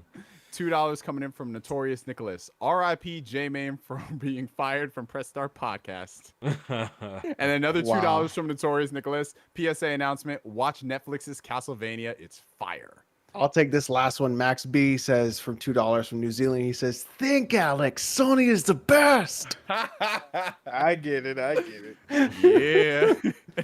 I get it. That's a wrap. That's a wrap. And that's it, man. Good show. We back. We missed a couple of weeks. Off the record is still happening, people. I know, so we apologize to the Patreons that we're a little bit late with that, but off the records it's still happening. We got another super chat real quick from Rystar94. He says, "Whoever said Sonic Heroes was better than Sonic Adventure 1 is a goofy." That's low key, you're right. Heroes is definitely not better than Adventure 1, man. Adventure 1 is a classic. I think it controls better, but eventually Maybe, yeah, maybe that It's might a be classic. Yeah. Chaos Garden in itself is just legendary. You know what I mean? I used to love Chaos Garden. But yeah, man, we back. Shout out to everyone who came through to the podcast, hit the like button, and all the super chat donations. We appreciate y'all. Like I was saying with the Patreon, off the record is happening next week on Tuesday, so make sure y'all tune in for that. We're gonna be here. And J Main, shout out to J Main. You know what I mean? We miss you. We can't wait. We can't wait for you to come back. Comment section, call him unemployed, man. We can't wait for you to come back next week, man. Hopefully you're feeling better, man. So go show J Main. What's funny is, Neo, we actually had a gaming conversation. I love you, J-Man. Don't worry. It doesn't happen around these parts too much. Doesn't happen around these parts too You can much. be on your ass next week. Oh, the next week's gonna be like, "What games you playing, man? When you playing that shit, Path of Exile? What you playing?" J-Man about to he gonna call up the homie Kid Smooth and find all the 2-hour games on PlayStation, finish all those, and say, "I beat 48 games more games than Alex." Oh man. Oh You man. playing that trash Path of Exile still? $200, you got nothing? I just beat Paw Patrol. Oh man, don't I do just beat J-Man Paw like that. Patrol. J-Man, they doing you nasty. I'm gonna defend your honor, man. J-Man. J-Man, I'm gonna defend your honor, man. Don't do J-Man J-Man nasty. is man. the homie. He would never. He would never. All right, yo. So let's go ahead and do the outros, man. We're gonna start off with our guest, Neo. Thank you for pulling up to the podcast. Really appreciate you coming in and stepping in for J-Man. Yeah, thank you guys for having me. It's always a pleasure to be on here, kicking it with the Press Start family. Shout out to the chat. Thank you guys for all the super chats, and make sure you hit that like button, share the video out, support the brothers. 192 episodes. This is consistency, man. They're giving you guys this entertainment, and just whatever you can, support the brothers, man. It's some good stuff, good quality entertainment. And thank you, Kofi, again, for having me on the show. It's always a blast. Thank you for coming, man. Jack, outro. Good show this week. Good. Goddamn. Good show this week, man. I don't know what the hell. Look congested, man. Jeez. Yeah, Sucking a dick over there? What's going on? No fair. 5 seconds, Alex is gonna say something. Go. I ain't drink no agua, man. That's what it was. But Yeah, you got that shit cut in the back of your throat. no, pause, okay? Yeah. You like it. You like it. This man said, Hey, gag listen. reflex.